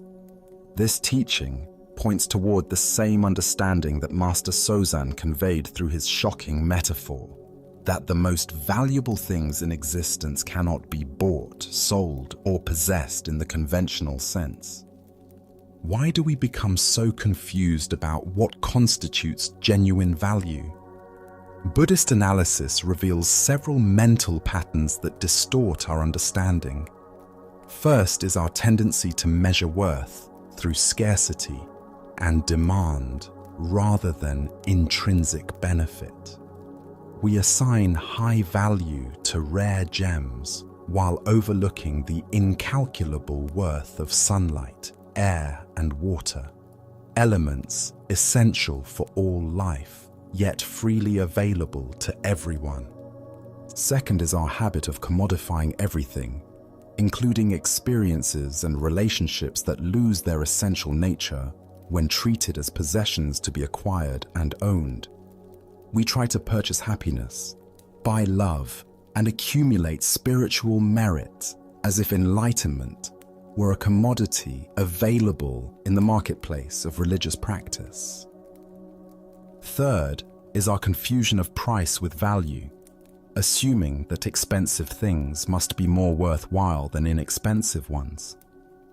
This economic thinking infiltrates every aspect of life, leading us to undervalue simple pleasures, ordinary moments, and freely given kindness while overvaluing branded experiences and status symbols.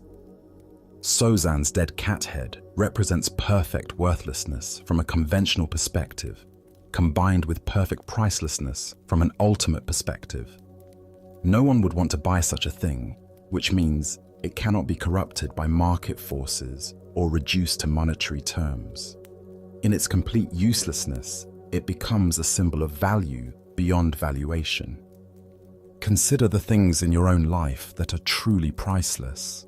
Moments of perfect contentment, the trust of a friend, the laughter of a child, the sensation of breathing freely, the simple fact of being conscious and aware.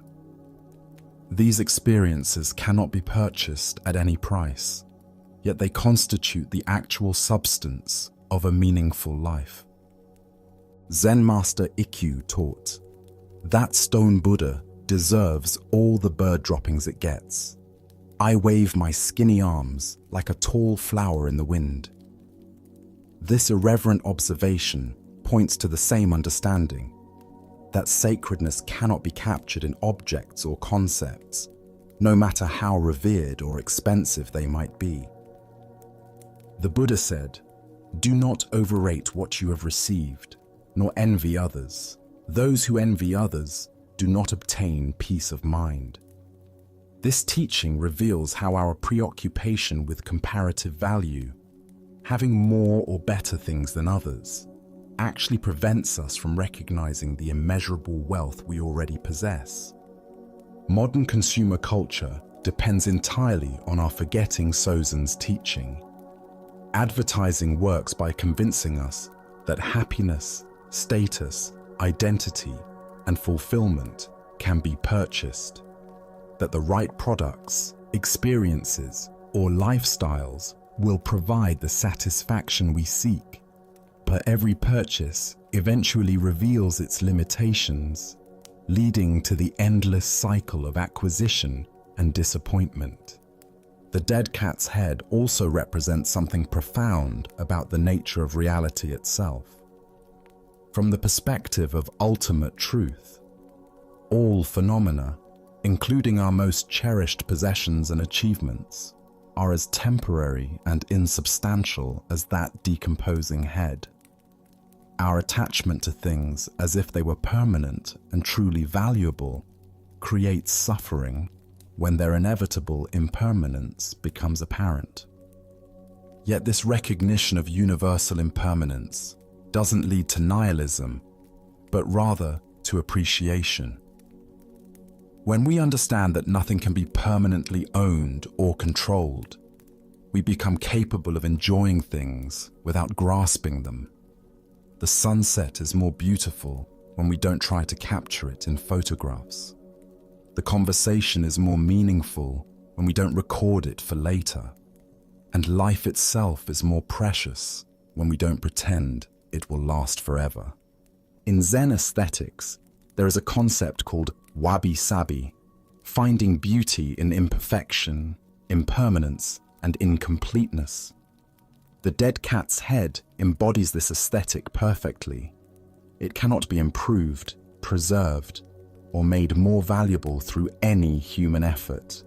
Its worth lies precisely in its complete acceptance of what it is without pretense or potential for enhancement.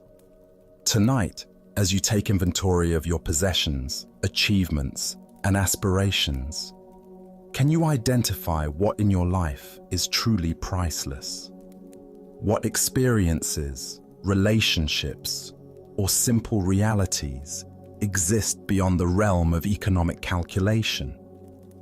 Perhaps you'll discover that you've been carrying immeasurable treasure all along without recognizing its value because no one ever taught you how to name its price.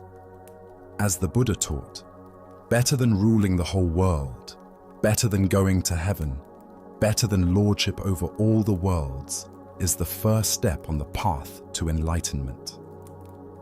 This first step begins with recognizing that what we seek cannot be purchased but only awakened to, like discovering that the head of a dead cat has been priceless all along. Our next story speaks to the wisdom of understanding the difference between outer silence and inner quietude. This is the tale of 4 students learning to be silent. In a mountain monastery in ancient Japan, where cherry blossoms drifted like snow through temple gardens, and the sound of meditation bells marked the gentle passage of days, 4 young students of the Tendai school devoted themselves to intensive spiritual practice. Long before Zen Buddhism had fully established itself in Japan, these sincere practitioners followed the traditional meditation methods of their lineage, seeking enlightenment through disciplined study and contemplative exercises. The 4 students had developed a close friendship through their shared dedication to the spiritual path. They spent their days studying sacred texts, practicing sitting meditation, and engaging in philosophical discussions about the nature of mind and reality.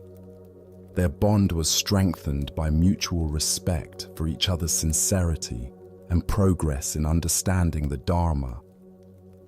One autumn morning, as golden leaves swirled around the monastery courtyard and the air carried the crisp promise of winter's approach, the 4 friends made a significant decision together. They would undertake a 7-day period of complete silence as an intensive meditation retreat. This practice, they believed, would deepen their contemplative abilities and accelerate their spiritual development. The commitment they made to each other was simple but profound. For 7 consecutive days and nights, none of them would speak a single word.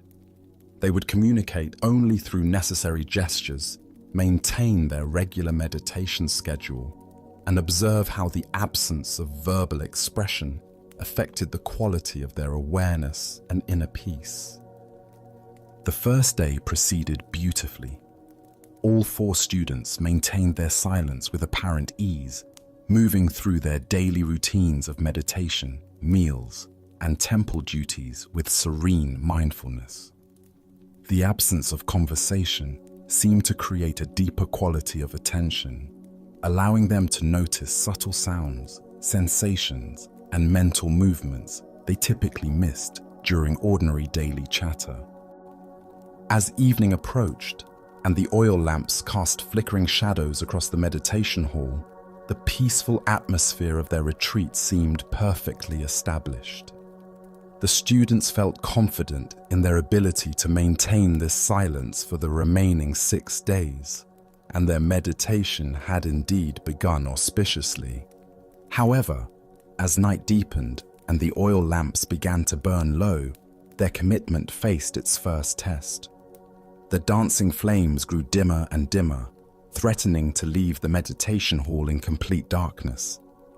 One of the students, noticing that a temple servant was nearby, found himself unable to tolerate the practical problem of inadequate lighting. "Fix those lamps," he called out to the servant, his voice cutting through the silence like a sharp blade through silk. The words escaped before he could stop them, motivated by his desire to maintain proper conditions for their meditation practice.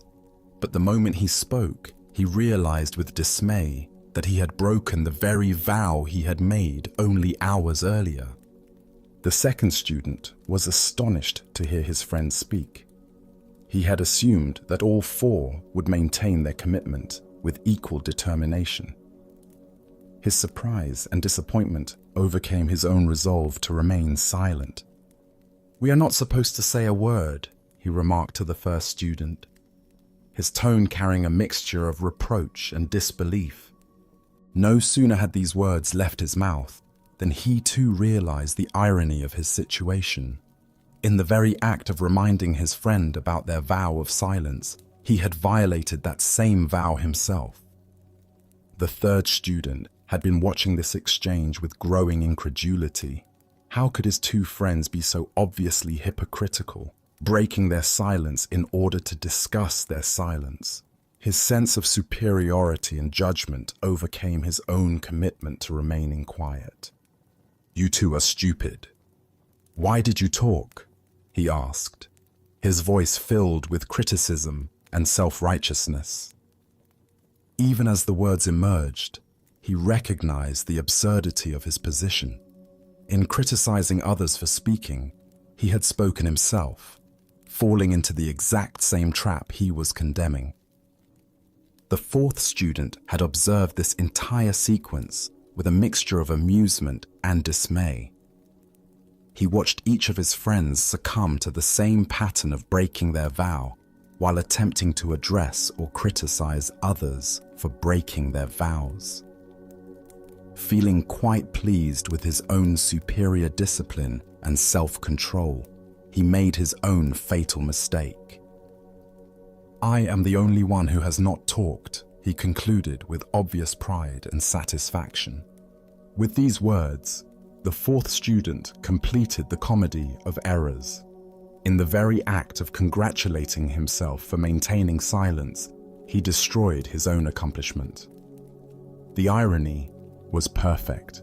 Each student had broken their vow while focusing on the failure of others to maintain theirs. As the Buddha taught, better than 1,000 useless words is one word that brings peace. This teaching illuminates the deeper issue revealed by the 4 students' experience, that true silence is not merely the absence of speech, but the presence of inner tranquility that remains undisturbed by external circumstances. Why do we find it so difficult to maintain the commitments we make to ourselves and others? Buddhist psychology identifies several mental patterns that create this challenge. First is our tendency toward reactive behavior, automatically responding to situations without the pause of mindful awareness that would allow us to remember our deeper intentions. The first student reacted to the practical problem of dim lighting without considering how his response would affect his spiritual commitment. His attachment to comfortable meditation conditions overwhelmed his dedication to silence practice. Second is our habit of monitoring others' behavior while remaining unconscious of our own patterns. The second and third students were so focused on their friends' failures that they became blind to their own identical mistakes. This outward focus prevents the self-awareness necessary for maintaining inner discipline. Third is our tendency towards spiritual pride and competitive comparison. The fourth student's satisfaction with his supposed superiority created the very conditions for his downfall. His ego gratification became more important than his actual practice.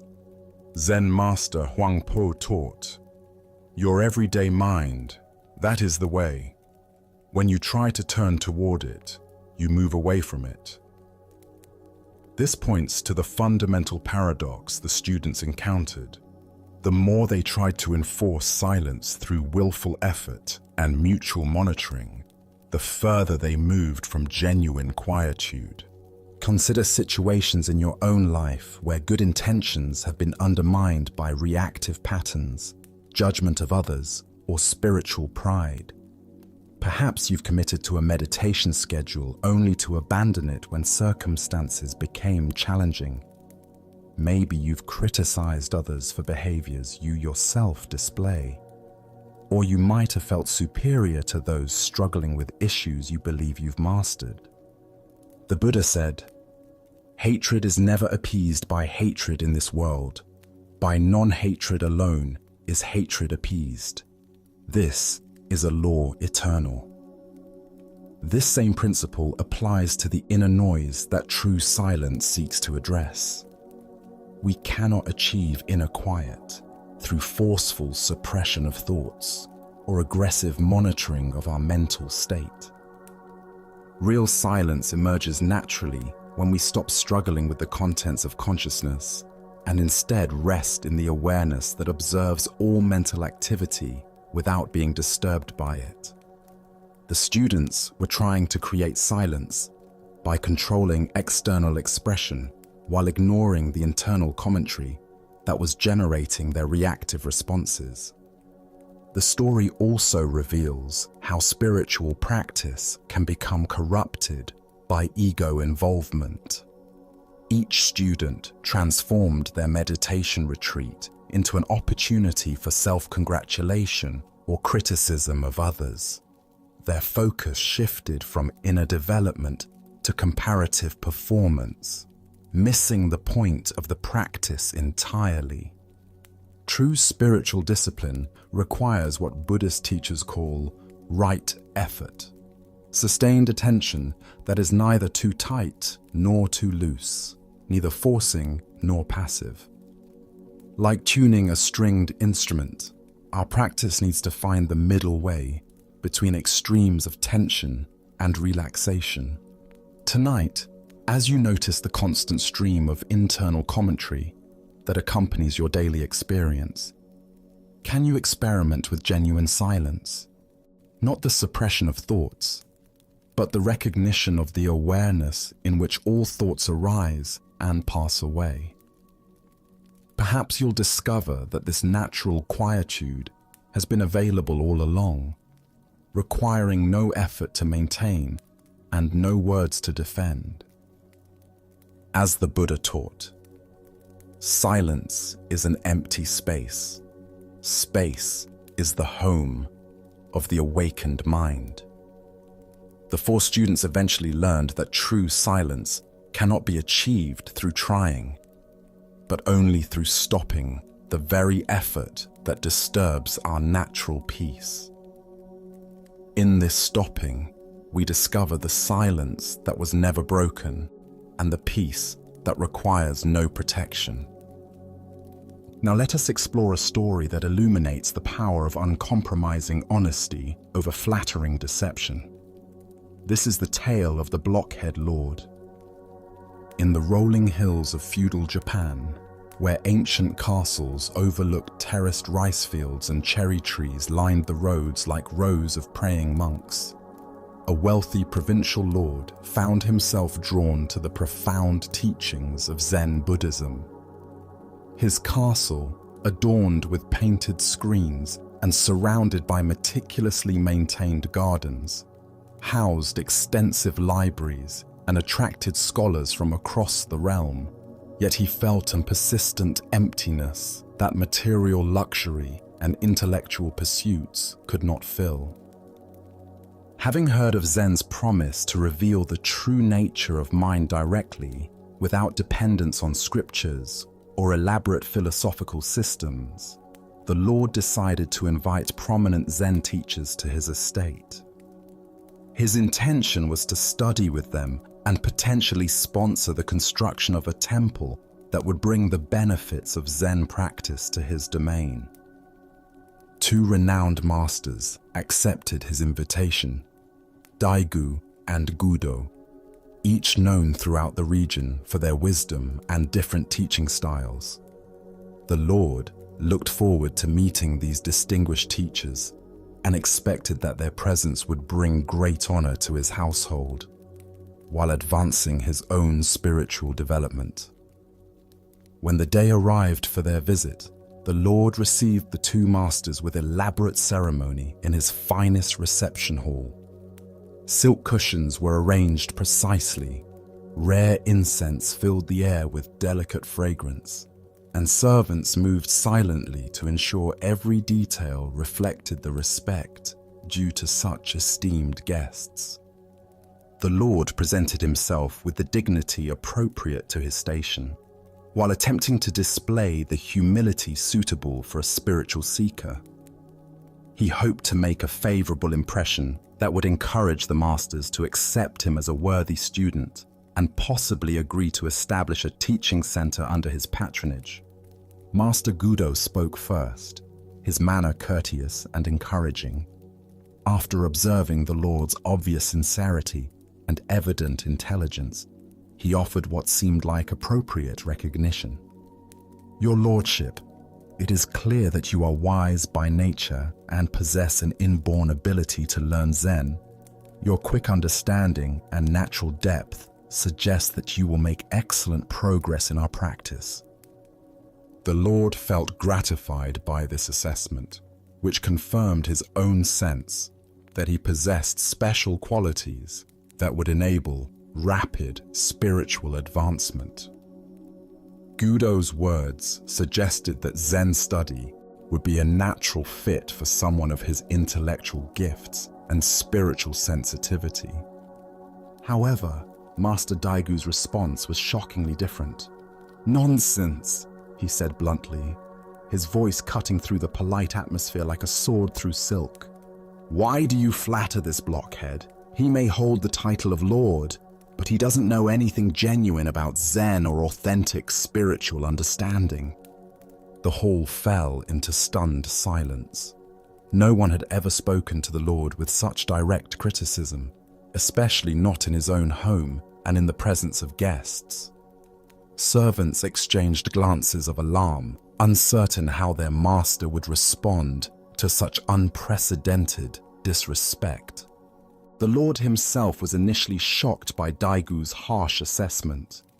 Here was a man who had traveled considerable distance to accept his hospitality, only to insult him publicly and dismiss his spiritual capacities entirely.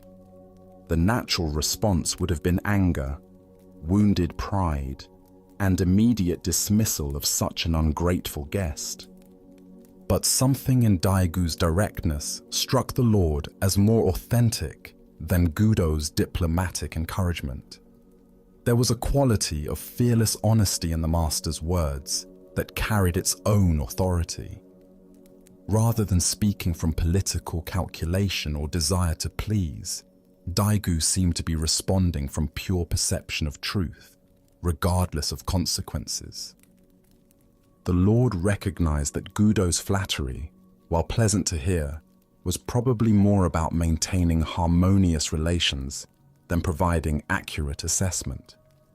Daigu's criticism, though painful, had the ring of someone who cared more about spiritual truth than social comfort. After careful consideration, the Lord made a decision that surprised everyone present, including himself. Instead of building a temple for Gudo, who had praised his abilities and promised easy progress, he chose to build it for Daegu, who had called him a blockhead and dismissed his understanding. Furthermore, he committed himself to studying Zen under Daigu's demanding guidance, knowing that this teacher would continue to challenge his assumptions and refuse to coddle his ego. The Lord intuited that such uncompromising honesty, however uncomfortable, offered the best possibility for genuine spiritual development. Under Daigu's instruction, the Lord discovered that real Zen practice involved the continual dismantling of pride, pretension, and false understanding. Rather than confirming his special qualities, the training revealed the depth of his ignorance and the subtlety of his self-deception. As the Buddha taught, a friend who is not in need is a friend indeed. This teaching points to the profound difference between those who tell us what we want to hear and those who tell us what we need to hear for genuine growth and development. Why do we so readily prefer comfortable lies over challenging truths? Buddhist psychology identifies several ego patterns that create this preference. First is our attachment to self-image and the stories we tell ourselves about our abilities, intelligence, and spiritual advancement. We naturally gravitate toward people and teachings that confirm these flattering narratives while avoiding those that question them. Gudo's approach appealed to the Lord's desire to see himself as naturally gifted and destined for easy spiritual success. This kind of encouragement feels good initially, but often prevents the deep questioning and ego dissolution necessary for authentic awakening. Second is our tendency to confuse kindness with enabling and mistake honesty for cruelty. We often interpret direct feedback as personal attack, rather than recognizing it as the gift of clear perception offered without ulterior motive. Daigu's apparent harshness was actually the deepest form of compassion, the willingness to speak truth regardless of its reception, motivated by genuine concern for the Lord's spiritual welfare rather than personal comfort or political advantage. Third is our inclination to choose teachers and advisors based on how they make us feel, rather than on their capacity to help us grow. We seek confirmation of our existing understanding, rather than transformation of our limited perspective. Zen Master Linji taught, "If you meet the Buddha on the road, kill him." This radical instruction points to the necessity of destroying all fixed concepts and comfortable assumptions, including those about our own spiritual accomplishments and natural abilities. Consider the feedback you receive in various areas of your life and notice your reactions to different types of responses. Do you find yourself drawn to those who praise your abilities while dismissing those who point out areas for improvement? How do you distinguish between genuine encouragement and empty flattery? The Buddha said, "Three things can be long hidden: the sun, the moon, and the truth." Daigu's willingness to speak uncomfortable truth created conditions where authentic learning could occur, while Gudo's diplomatic approach, however well-intentioned, obscured rather than revealed the Lord's actual spiritual condition. The story also illuminates different approaches to spiritual authority and teaching. Some teachers focus primarily on building students' confidence and maintaining harmonious relationships. Others prioritize direct transmission of truth, regardless of its immediate reception. Both approaches have their place, but transformative growth often requires the willingness to have our comfortable assumptions challenged. Real spiritual friendship involves the courage to see each other clearly and speak honestly about what we observe. This requires both the wisdom to discern when such directness is helpful and the skill to deliver challenging feedback with underlying love rather than judgment. Tonight, as you reflect on the various voices in your life offering guidance and feedback, can you distinguish between those who serve your ego and those who serve your awakening? What would it look like to actively seek out the kind of honest reflection that Daegu provided, even when it contradicts your preferred self-image? As the Buddha taught, hatred does not cease by hatred, but only by love. This is the eternal rule. Sometimes the deepest love expresses itself through the willingness to risk relationship for the sake of truth, offering the hard medicine of reality rather than the sweet poison of comfortable delusion. The next tale is about the profound power of silent example over direct confrontation in creating authentic transformation. This is the tale of Ryokan and his nephew. In the quiet mountains of Japan, where bamboo groves whispered ancient secrets and streams carried the songs of countless seasons to the sea, the Zen monk Ryokan devoted his entire existence to the study and practice of the Buddha's way.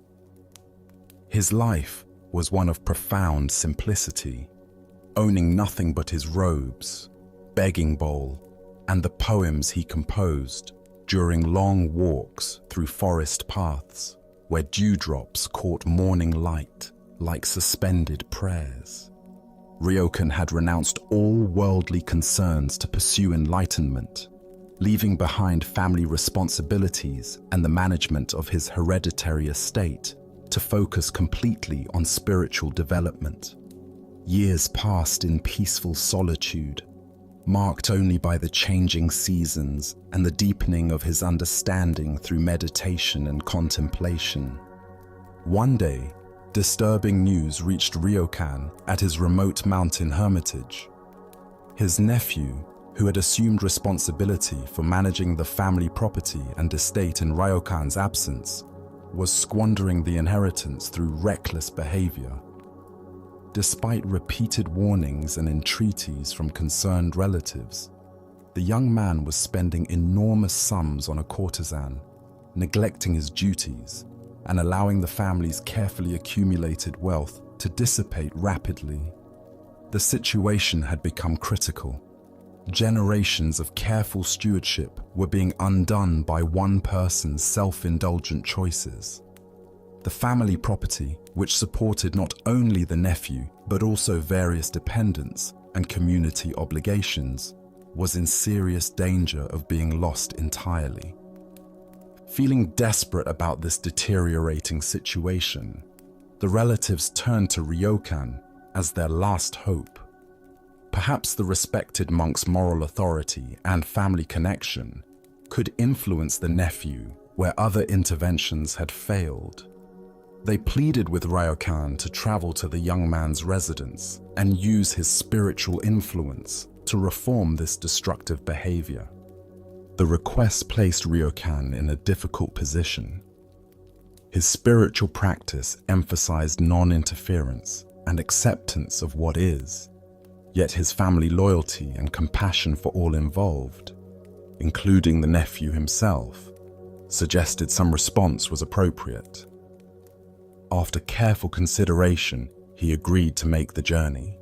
The trip required Ryokan to travel a considerable distance from his mountain retreat to the town where his nephew lived.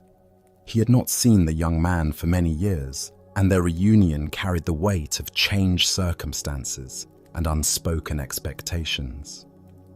When Ryokan arrived at his nephew's residence, the young man seemed genuinely pleased to see his uncle again. Despite his recent troubles, he maintained enough respect for family connections to welcome Ryokan warmly and invite him to stay overnight. The nephew appeared to sense nothing of the ulterior purpose behind this unexpected visit. Throughout the evening, relatives and neighbors waited for Ryokan to address the pressing issue that had brought him such a long way. They expected lectures about responsibility, warnings about the consequences of continued excess, or appeals to family honor and duty. Surely, a respected Zen teacher would use this opportunity to provide moral guidance and practical counsel. But Ryokan said nothing about the courtesan, the wasted money, or the concerns of the family. Instead, he spent the entire night in silent meditation, sitting motionless in the traditional posture while his nephew slept nearby.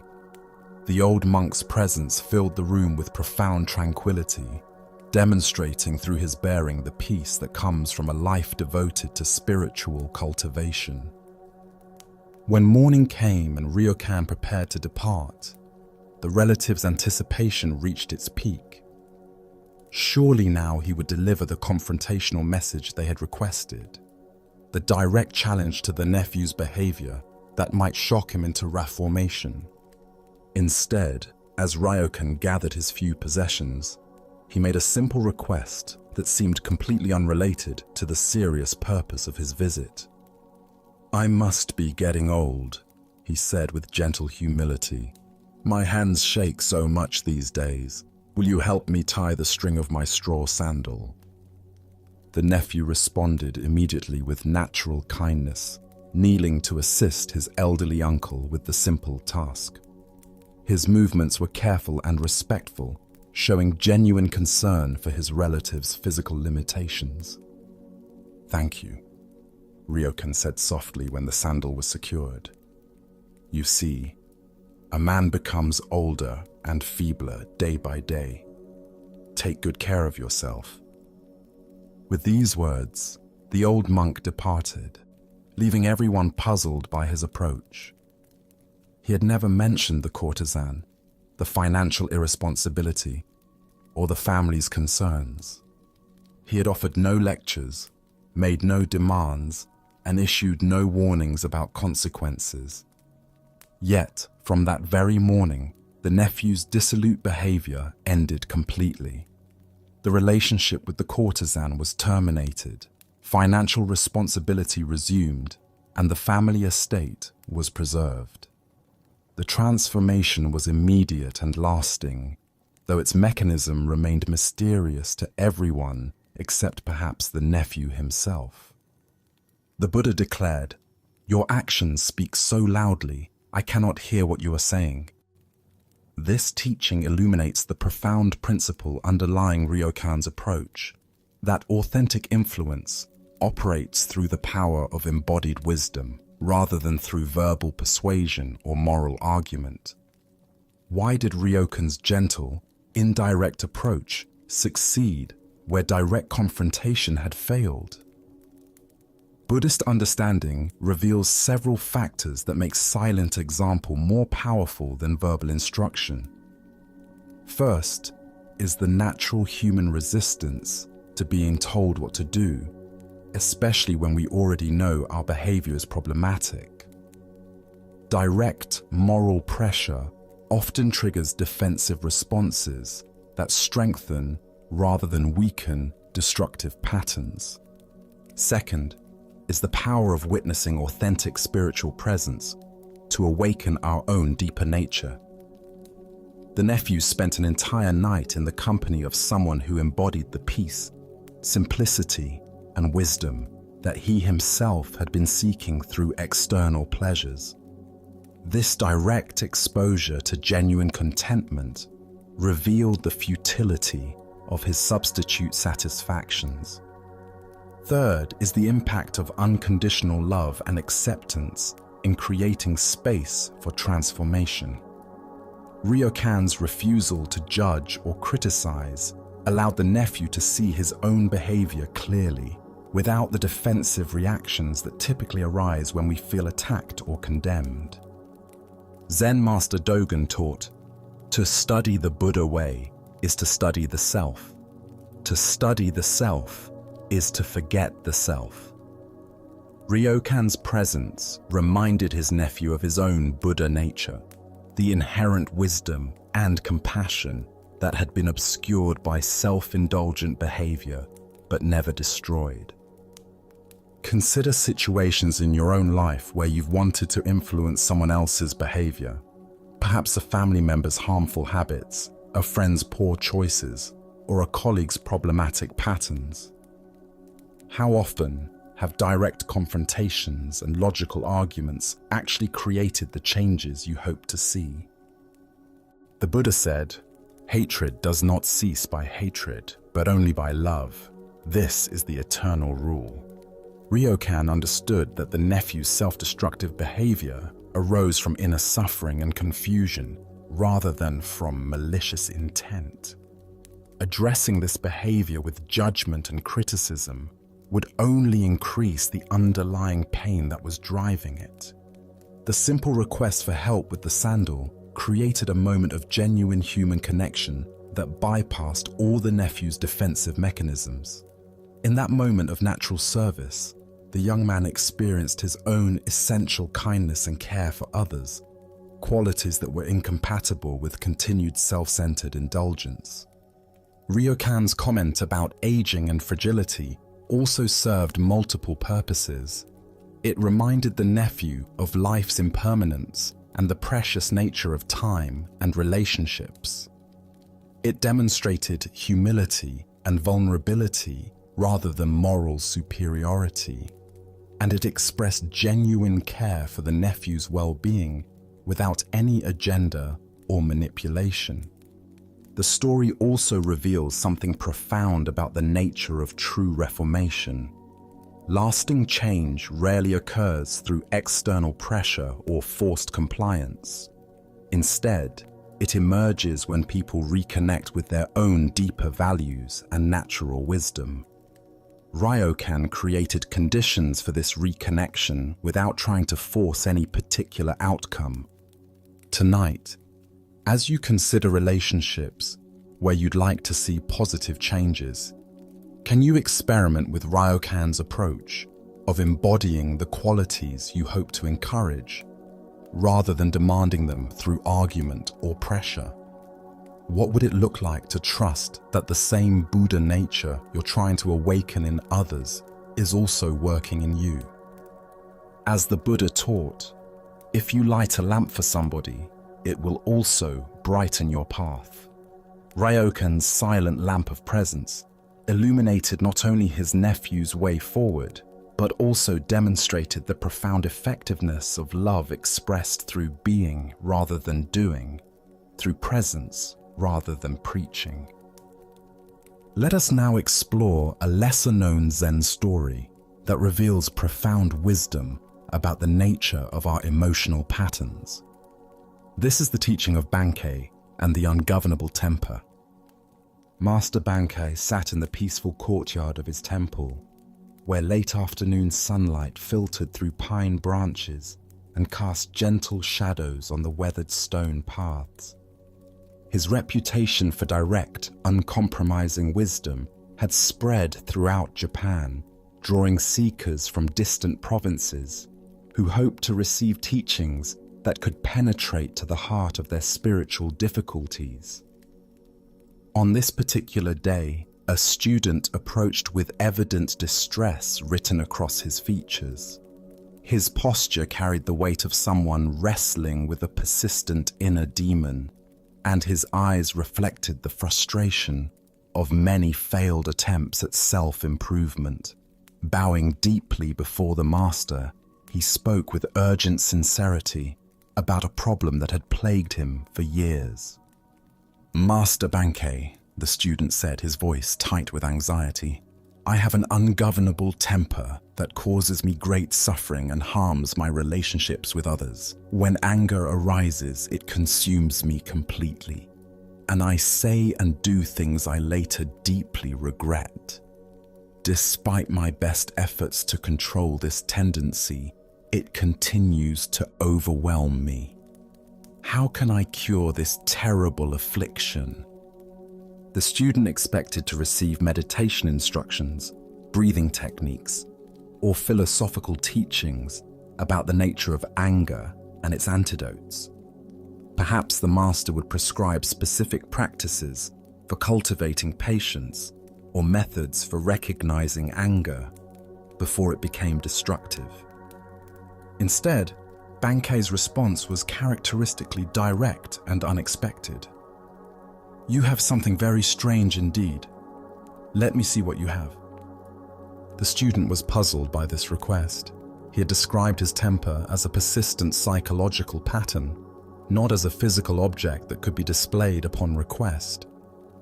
"Master," he replied hesitantly, "just now I cannot show it to you." Bankei pressed further with apparent curiosity. "When can you show it to me? If this temper is truly yours, surely you can produce it for examination." "It arises unexpectedly," the student explained, growing more confused by the direction of this conversation. "I never know when it will appear, and when it does, it seems to have a life of its own." "Then," concluded Bankei, with gentle but absolute authority, "it must not be your own true nature. If it were genuinely yours, you could show it to me at any time, just as you can show me your hand or your face whenever requested." The master continued with devastating logic. "When you were born, you did not have this ungovernable temper. Your parents did not give it to you as they gave you your eyes or your nose. It is not an inherent part of your being, but rather something you have learned to identify with so completely that you mistake it for yourself." "Think that over," Bankei concluded, leaving the student to contemplate the implications of this radical reframing.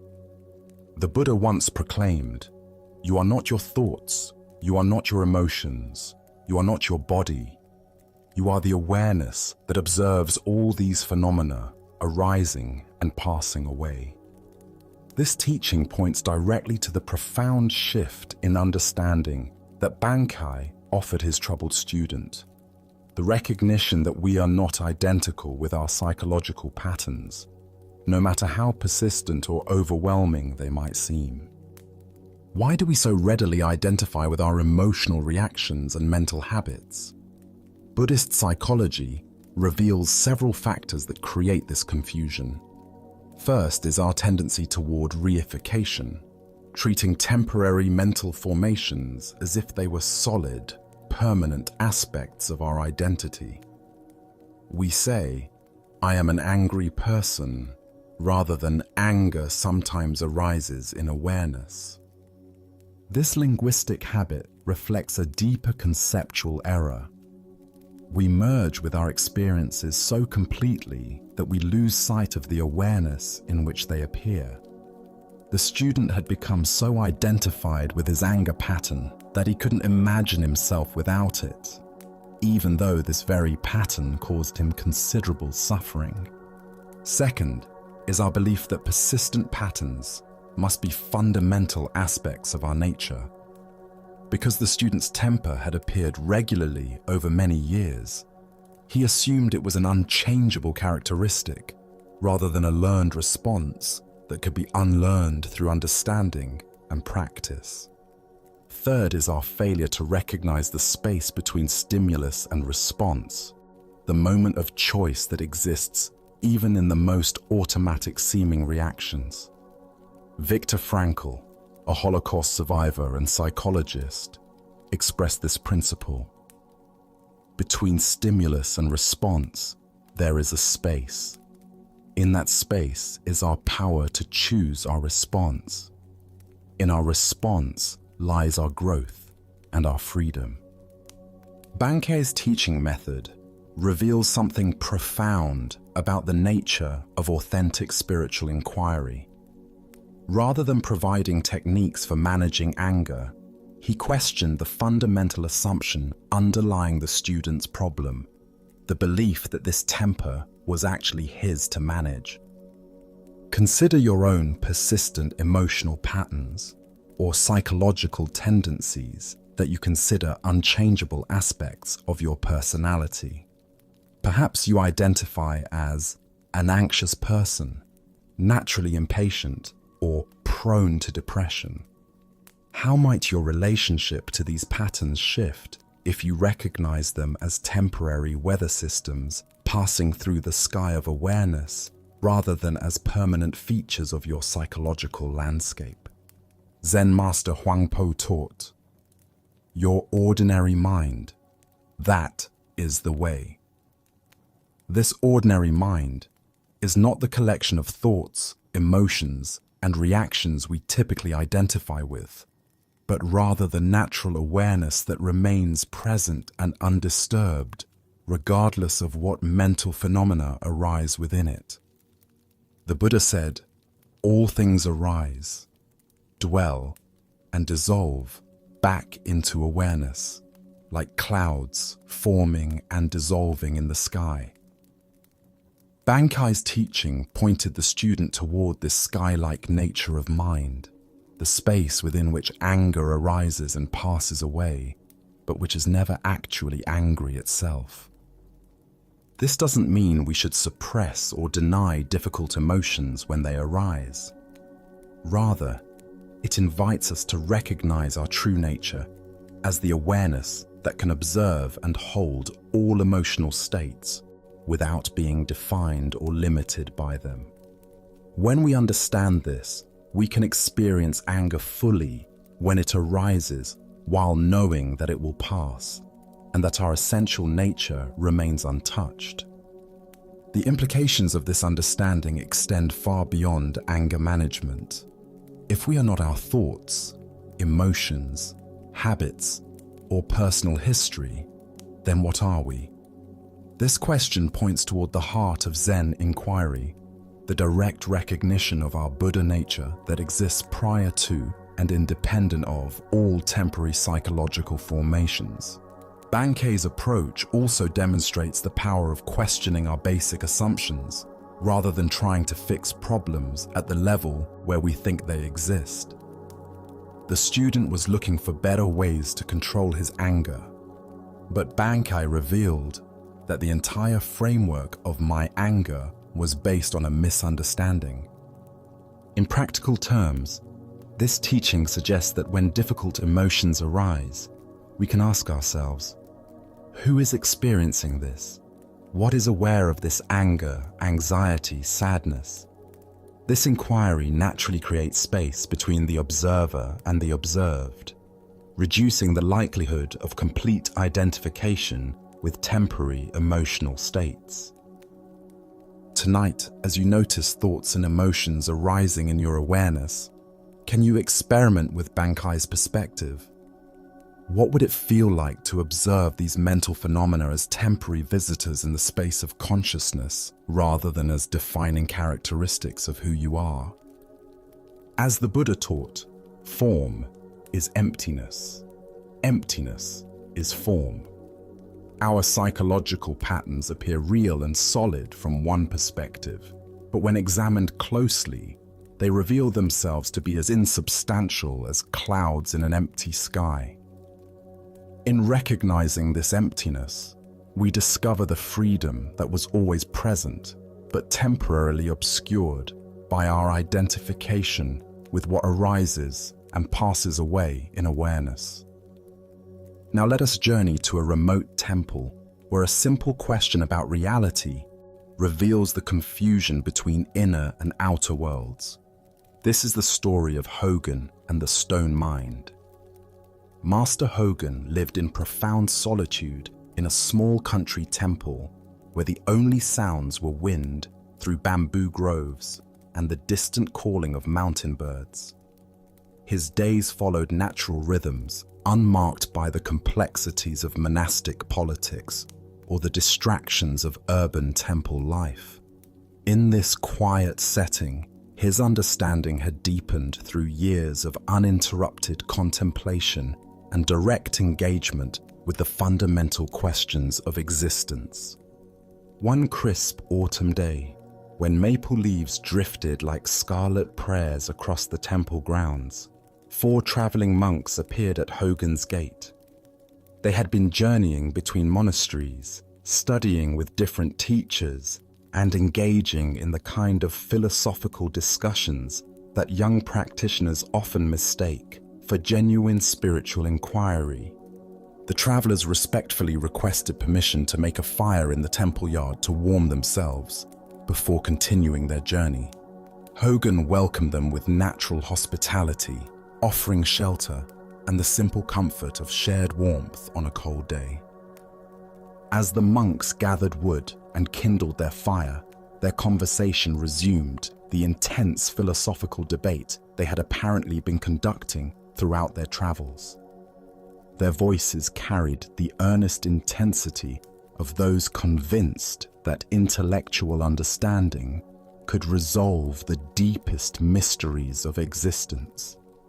Hogan overheard them arguing passionately about subjectivity and objectivity, a classic philosophical problem that had occupied Buddhist scholars for centuries. They debated whether external objects exist independently of consciousness, or whether everything we perceive is merely a projection of mind. Their discussion grew increasingly abstract and theoretical, with each monk defending his position through citations of various texts and logical arguments.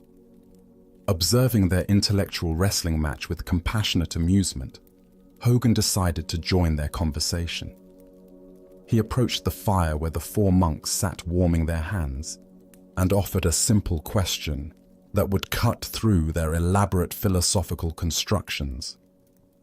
"There is a big stone over there," Hogan said, gesturing toward a large boulder near the temple entrance. "Do you consider it to be inside or outside your mind?" The monks paused their debate, recognizing that their host was proposing a practical test of their theoretical understanding. This was exactly the kind of concrete application they needed to resolve their abstract arguments. One of the monks, confident in his grasp of Buddhist philosophy, responded immediately. "From the Buddhist viewpoint, everything is an objectification of mind. All phenomena are mental constructions, projections of consciousness itself. Therefore, I would say that the stone is inside my mind." His answer reflected sophisticated understanding of certain Buddhist teachings about the interdependence of subject and object, the role of consciousness in constructing experience, and the ultimate emptiness of independently existing phenomena. He felt pleased with this demonstration of his philosophical sophistication. Hogan's response was devastating in its simplicity. "Your head must feel very heavy if you are carrying around a stone like that in your mind." The directness of this observation cut through all the monks' elaborate theorizing, revealing the absurdity that results when we mistake intellectual concepts for lived reality. The other monks fell silent, suddenly aware that their heated philosophical debate had somehow missed the point entirely. The Buddha once declared, "Do not believe in anything simply because you have heard it spoken of many times. Do not believe in anything merely because it is written in your religious books. But after observation and analysis, when you find that anything agrees with reason and is conducive to the good and benefit of one and all, then accept it and live up to it." This teaching illuminates the trap that the traveling monks had fallen into, substituting intellectual knowledge about reality for direct experience of reality itself. Their debate about subjectivity and objectivity had become an elaborate mental construction that obscured rather than revealed the simple immediacy of their actual situation. Why do we so readily get lost in conceptual understanding while missing direct experience? Buddhist analysis identifies several mental habits that create this confusion. First is our tendency to prefer thinking about life to actually living it. The monks were so engaged in debating the nature of perception that they lost contact with the simple act of perceiving itself. Second is our attachment to philosophical positions and the identity we derive from holding sophisticated views. Each monk had invested considerable intellectual pride in his understanding of Buddhist philosophy, making it difficult to abandon these concepts even when they proved inadequate to actual experience. Third is our confusion of the map with the territory, mistaking conceptual descriptions of reality for reality itself. Buddhist teachings about the mind-only nature of experience are skillful pointers toward direct realization, not literal descriptions to be believed and defended intellectually. Hogan's response demonstrates the Zen emphasis on immediate practical wisdom over abstract philosophical speculation. His comment about the heavy head wasn't meant to ridicule the monk's intelligence, but rather to point out the practical consequence of taking conceptual teachings too literally. Consider how often your own thinking becomes trapped in similar conceptual constructions. Perhaps you debate whether events happen for a reason versus by pure chance, whether free will exists or everything is predetermined, or whether consciousness is produced by the brain or exists independently. These philosophical positions, however sophisticated, can become barriers to direct engagement with life as it actually unfolds. Zen master Dogen taught, "To study the Buddha way is to study the self. To study the self is to forget the self. To forget the self is to be actualized by myriad things." This forgetting of conceptual self happens when we stop trying to figure out reality intellectually and instead allow ourselves to be fully present to immediate experience. The stone in Hogan's story represents the simple facticity of existence, things as they are before we overlay them with interpretations, categories, and philosophical frameworks. From one perspective, the stone is outside mind, in that it has apparent solidity and occupies space. From another perspective, it's inside mind, in that our experience of it depends entirely on consciousness. But these perspectives are both concepts arising within awareness itself. The Buddha said, "All conditioned things are impermanent. Work out your salvation with diligence." This work of salvation doesn't happen through resolving philosophical debates, but through direct insight into the nature of experience itself. When we stop carrying around heavy conceptual stones in our minds, we become available to the lightness and immediacy of unconditioned awareness. Hogan's teaching method reveals something important about authentic spiritual instruction. Rather than engaging the monk's philosophical debate on its own terms, he offered a practical demonstration that exposed the limitations of their entire approach. True teaching often works by undermining our attachment to the very questions we think are most important. The story also points to the middle way between extreme philosophical positions. The stone is neither purely objective nor purely subjective, but rather appears within the dynamic interaction of awareness and phenomena that transcends both categories.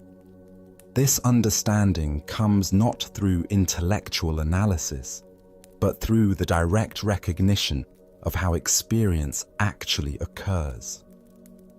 Tonight, as you encounter the various stones in your environment, the objects, people, and situations that make up your immediate experience, can you notice them without immediately overlaying conceptual interpretations?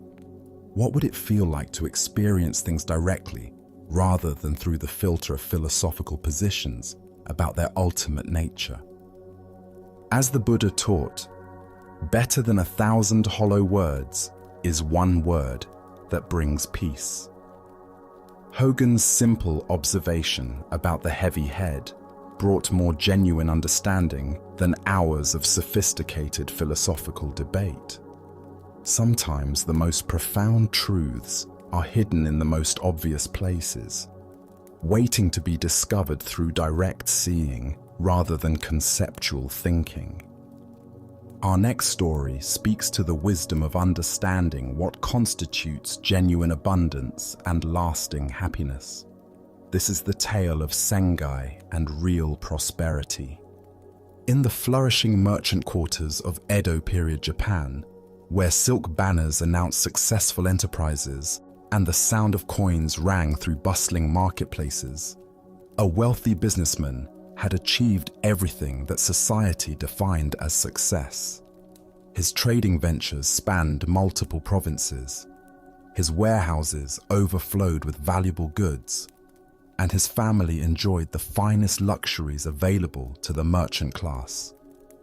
Yet, despite his material accomplishments, the rich man felt troubled by concerns about the future. He had witnessed other prosperous families lose their fortunes through poor decisions, changing economic conditions, or simple misfortune. The impermanence that seemed to govern all worldly affairs filled him with anxiety about preserving his family's prosperity for future generations. Having heard of the wisdom and insight possessed by Zen masters, the wealthy merchant decided to seek spiritual guidance for his temporal concerns. He approached Master Sengai, whose reputation for profound understanding had spread throughout the region, carrying with him an expensive sheet of specially prepared paper and fine calligraphy materials. The merchant's request reflected the common belief that spiritual authority could somehow guarantee worldly success. "Master Sengai," he said with respectful deference, "I would be deeply honored if you would write something for the continued prosperity of my family, words of wisdom or blessing that might be treasured from generation to generation and help ensure our good fortune continues." He expected to receive an elegant poem about abundance, a prayer for divine protection, or perhaps philosophical reflections on the principles of successful business conduct. Such a document, written by a respected spiritual teacher, would become a family heirloom that could guide and inspire future generations while providing supernatural protection for their material well-being. Sengai accepted the request and the expensive paper without comment. Taking up his brush with careful deliberation, he composed his calligraphy with the same attention he might give to copying a sacred sutra. When he had finished, he presented the document to the eager merchant. The wealthy man unrolled the scroll expectantly, confident that he would find profound wisdom expressed in beautiful characters. Instead, he read 3 simple lines that seemed to mock his request. "Father dies, son dies, grandson dies." The merchant's face flushed with anger and disbelief. He had approached this renowned teacher with sincere respect and a genuine request for spiritual guidance, only to receive what appeared to be a cruel joke about death and loss. "Master," he said with barely controlled indignation, "I asked you to write something for the happiness and prosperity of my family. Why do you make such a mockery of my sincere request?" Sengai's response was delivered with gentle patience. as if explaining something obvious to a confused child. No joke is intended whatsoever. What I have written represents the deepest possible blessing for your family's true prosperity. The master continued his explanation with compassionate directness. If before you yourself die, your son should pass away, this would cause you the most profound grief imaginable. If your grandson should die before your son, both of you would be utterly broken-hearted. The natural order would be disrupted, and your family would suffer the greatest possible tragedy. But if your family, generation after generation, passes away in the order I have written, father dying before son, son before grandson, this follows the natural course of life itself. Each person lives a full span of years, experiences the joys and challenges appropriate to their time, and departs when their season is complete. I call this real prosperity. The wealthy man sat in stunned silence as the profound truth of Sengai's teaching penetrated his consciousness. He had been seeking magical protection against the fundamental laws of existence, hoping that spiritual intervention could somehow exempt his family from the universal conditions that govern all life. The Buddha proclaimed, "Of all footprints, that of the elephant is supreme. Similarly, of all meditative themes, that on death is supreme." This teaching points to the transformative power of acknowledging mortality rather than denying it, recognizing that our deepest peace comes not from avoiding death, but from understanding its place in the natural order. Why do we struggle so intensely against accepting the fundamental impermanence of all conditions? Buddhist psychology identifies several mental patterns that create this resistance. First is our deep-seated denial of mortality and the illusion that somehow we and our loved ones can escape the universal law of impermanence through wealth, status, spiritual practice, or medical intervention. The merchant's request reflected this denial. He wanted Sengai's spiritual authority to create a protective bubble around his family that would exempt them from the uncertainties and losses that affect everyone else. This magical thinking prevents us from finding peace within the actual conditions of existence. Second is our confusion of security with the accumulation and preservation of external things. We believe that gathering enough wealth, building strong enough institutions, or creating detailed enough plans will provide genuine security against life's uncertainties. But true security comes from learning to find peace within impermanence itself. Third is our tendency to measure prosperity through possession and control, rather than through appreciation and acceptance. The merchant defined family prosperity as the indefinite continuation and expansion of material success. But Sengai revealed prosperity as the natural unfolding of each life according to its proper timing. Zen Master Dogen taught, "Time is not separate from you, and as you are present, time does not go away." This teaching points to the profound shift in perspective that comes from accepting our place within time's flow rather than fighting against it. When we stop trying to control or stop time, we become available to the richness available within each moment. Consider your own relationship to the security and prosperity you hope to create for yourself and your loved ones. How much energy do you spend trying to guarantee outcomes that ultimately lie beyond human control? What fears about loss and impermanence drive your planning and accumulation? The Buddha said, "Thousands of candles can be lighted from a single candle. and the life of the candle will not be shortened. Happiness never decreases by being shared.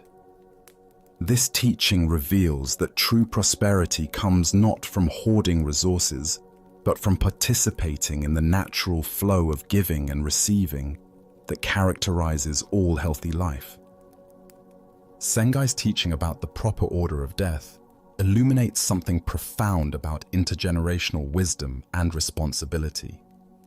Each generation's task is to live fully, contribute meaningfully, and then pass gracefully, making space for the next generation's opportunity to flourish. This natural succession is itself a form of prosperity, the continuation of life through appropriate change, rather than through desperate attempts at preservation. The story also reveals the difference between conventional and ultimate perspectives on family welfare. From a conventional perspective, we want our families to avoid all suffering, loss, and difficulty. From an ultimate perspective, we understand that each person's deepest prosperity comes from learning to find peace within the full spectrum of human experience, including loss and mortality. Real prosperity includes the ability to grieve fully when loss occurs, to appreciate deeply while things are present, and to accept gracefully when it's time to let go. This emotional and spiritual maturity provides far greater security than any amount of material wealth or institutional protection. Tonight, as you reflect on your hopes and fears for yourself and your loved ones, can you distinguish between genuine caring and anxious attachment? What would it look like to wish for your family's real prosperity, their capacity to live fully and depart gracefully, rather than their exemption from the human condition? As the Buddha taught, better than living 100 years without seeing the impermanence of all things is one day of life seeing their impermanence. In accepting this impermanence, we discover the kind of prosperity that cannot be taken away by changing circumstances, the wealth of wisdom that grows through understanding rather than accumulation. Let us conclude our journey with a story that teaches about the profound simplicity that emerges when we stop clinging to complex concerns. This is the teaching of just going to sleep. In the quiet chambers of an ancient temple, where paper screens filtered soft moonlight and the scent of incense lingered in the still air, Master Tekisui lay dying. His body, worn by decades of rigorous practice and selfless teaching, was finally approaching the natural conclusion of its earthly journey. Despite his physical weakness, his mind remained clear and his spirit undisturbed by the approaching transition. For 3 days, his chosen successor Gasan had maintained a constant vigil at his teacher's bedside, providing comfort and attending to practical matters with the devotion that marked their long relationship. The two men had worked together for many years, and Gasan's deep understanding and administrative capabilities had made him the obvious choice to carry on Tekisui's teaching lineage. During this period of transition, Gasan found himself managing multiple responsibilities simultaneously. A fire had recently destroyed one of their temple buildings, and he was actively coordinating the reconstruction efforts while also preparing for his new role as the community's spiritual leader. The convergence of his teacher's approaching death with these practical demands created a complex web of concerns and obligations. As they sat together in the peaceful intimacy of the sick room, Tekisui's curiosity about future plans prompted him to ask about his students' intentions. "Gasan," he said, with the gentle directness that had characterized their relationship, "what are you going to do when you get the temple rebuilt?" Gasan's response reflected both his respect for his teacher and his practical hopes for the community's future. "When your sickness is over, We want you to speak there, to give the inaugural teaching in our new building and bless it with your presence."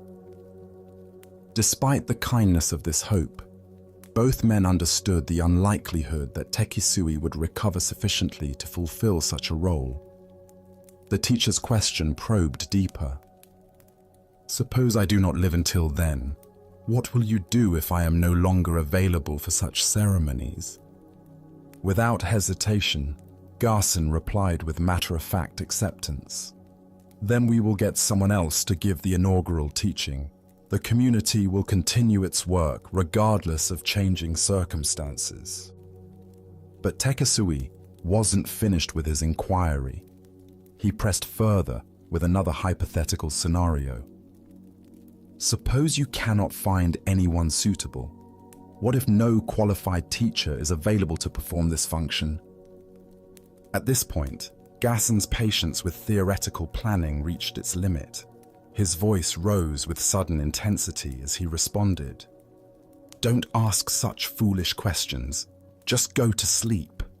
This seemingly abrupt dismissal actually contained profound teaching about the nature of authentic spiritual priorities and the futility of endless hypothetical worry. In telling his dying teacher to simply sleep, Gassan demonstrated perfect understanding of what the moment actually required.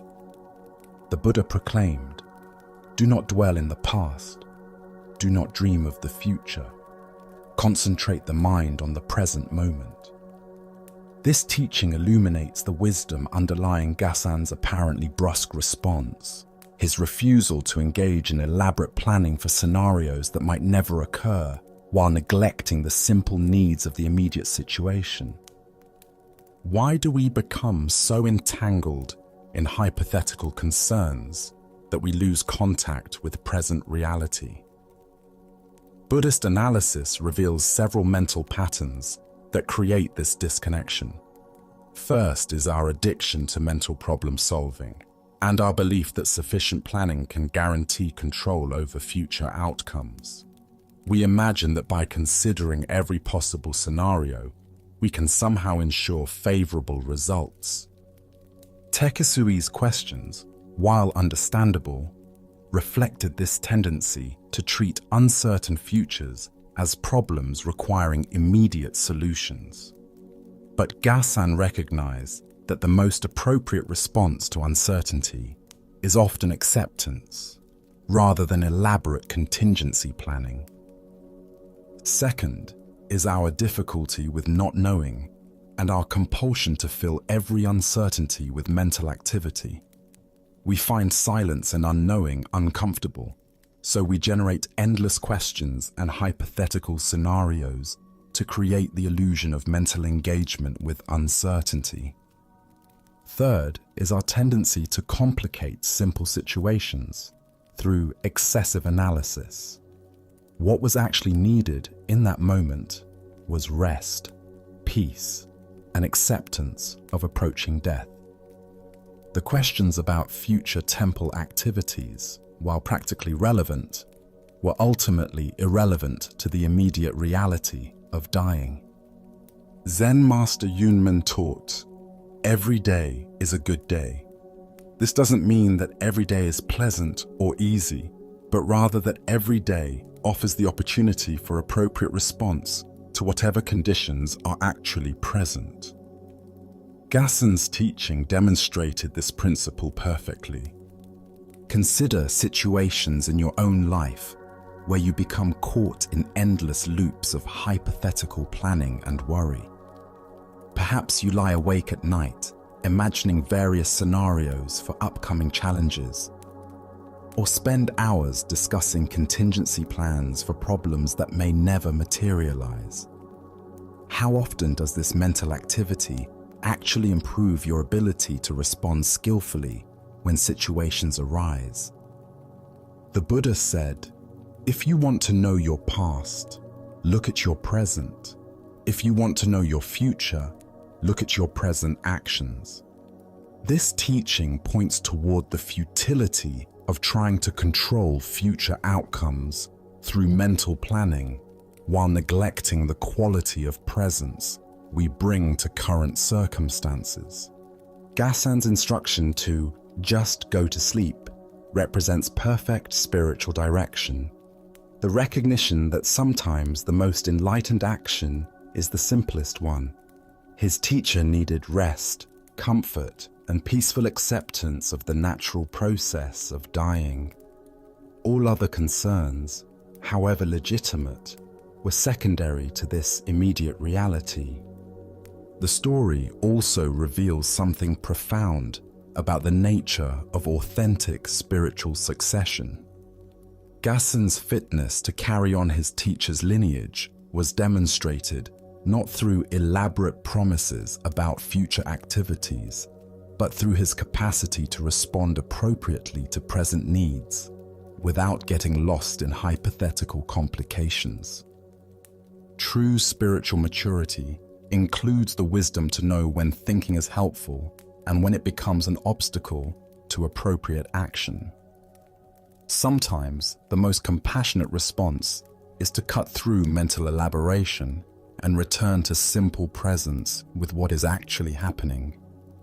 The phrase, "just go to sleep," also carries deeper symbolic meaning about the spiritual process itself.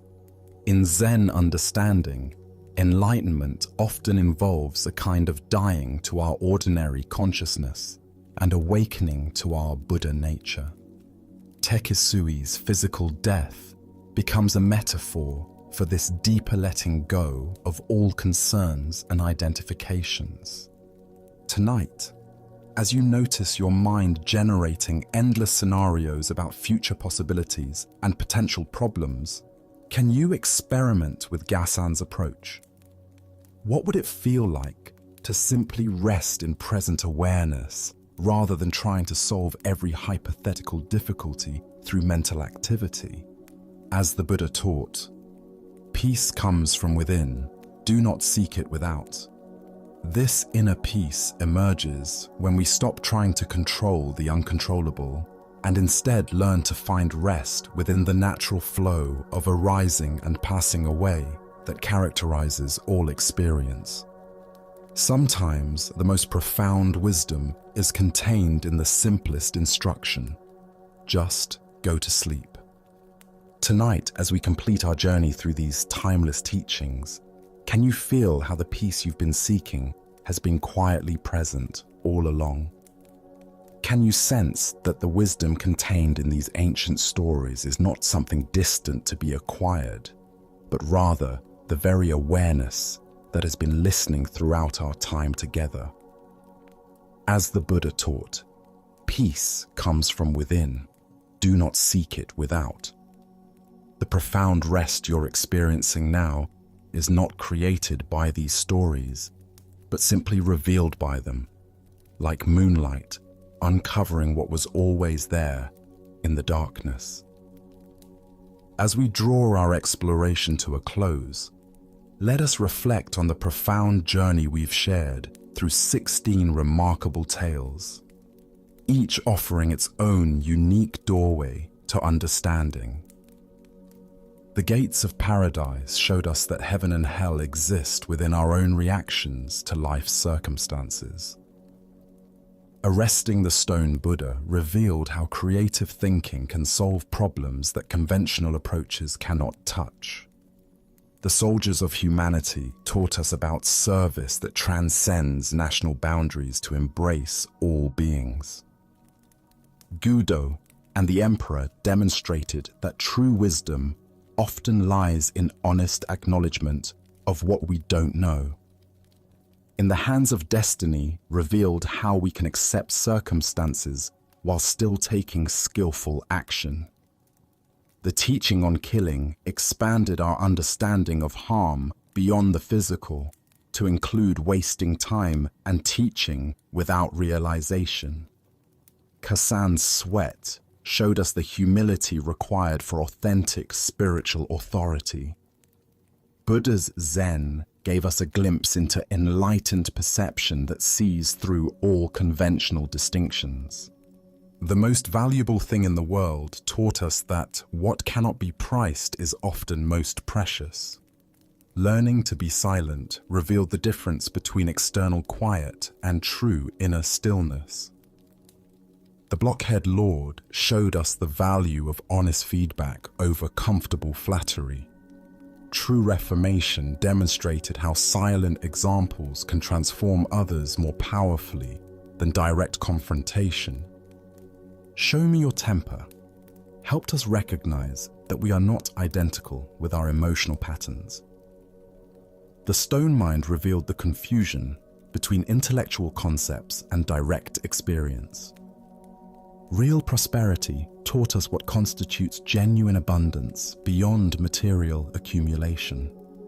And finally, Just Go to Sleep reminded us that sometimes the most profound wisdom is the simplest, to rest completely in what is. Each story has been a gentle teacher, showing us different aspects of the same essential truth, that awakening is not a distant goal, but our natural state, temporarily obscured by the very seeking that tries to find it. Like polishing a mirror that was never actually dirty, these teachings simply help us recognize the clarity that has always been present. The Buddha said, "3 things cannot long remain hidden: the sun, the moon, and the truth." As you continue on your own path, may the truths illuminated in these stories remain with you, not as concepts to remember, but as invitations to live with greater presence, compassion, and wisdom. May you carry this peace into your dreams and awaken refreshed, knowing that the same awareness that listened to these ancient teachings is the very Buddha nature these masters were pointing toward all along. Thank you for sharing this journey. From all of us at Sleepy Monk, may you rest deeply and walk gently in the light of understanding.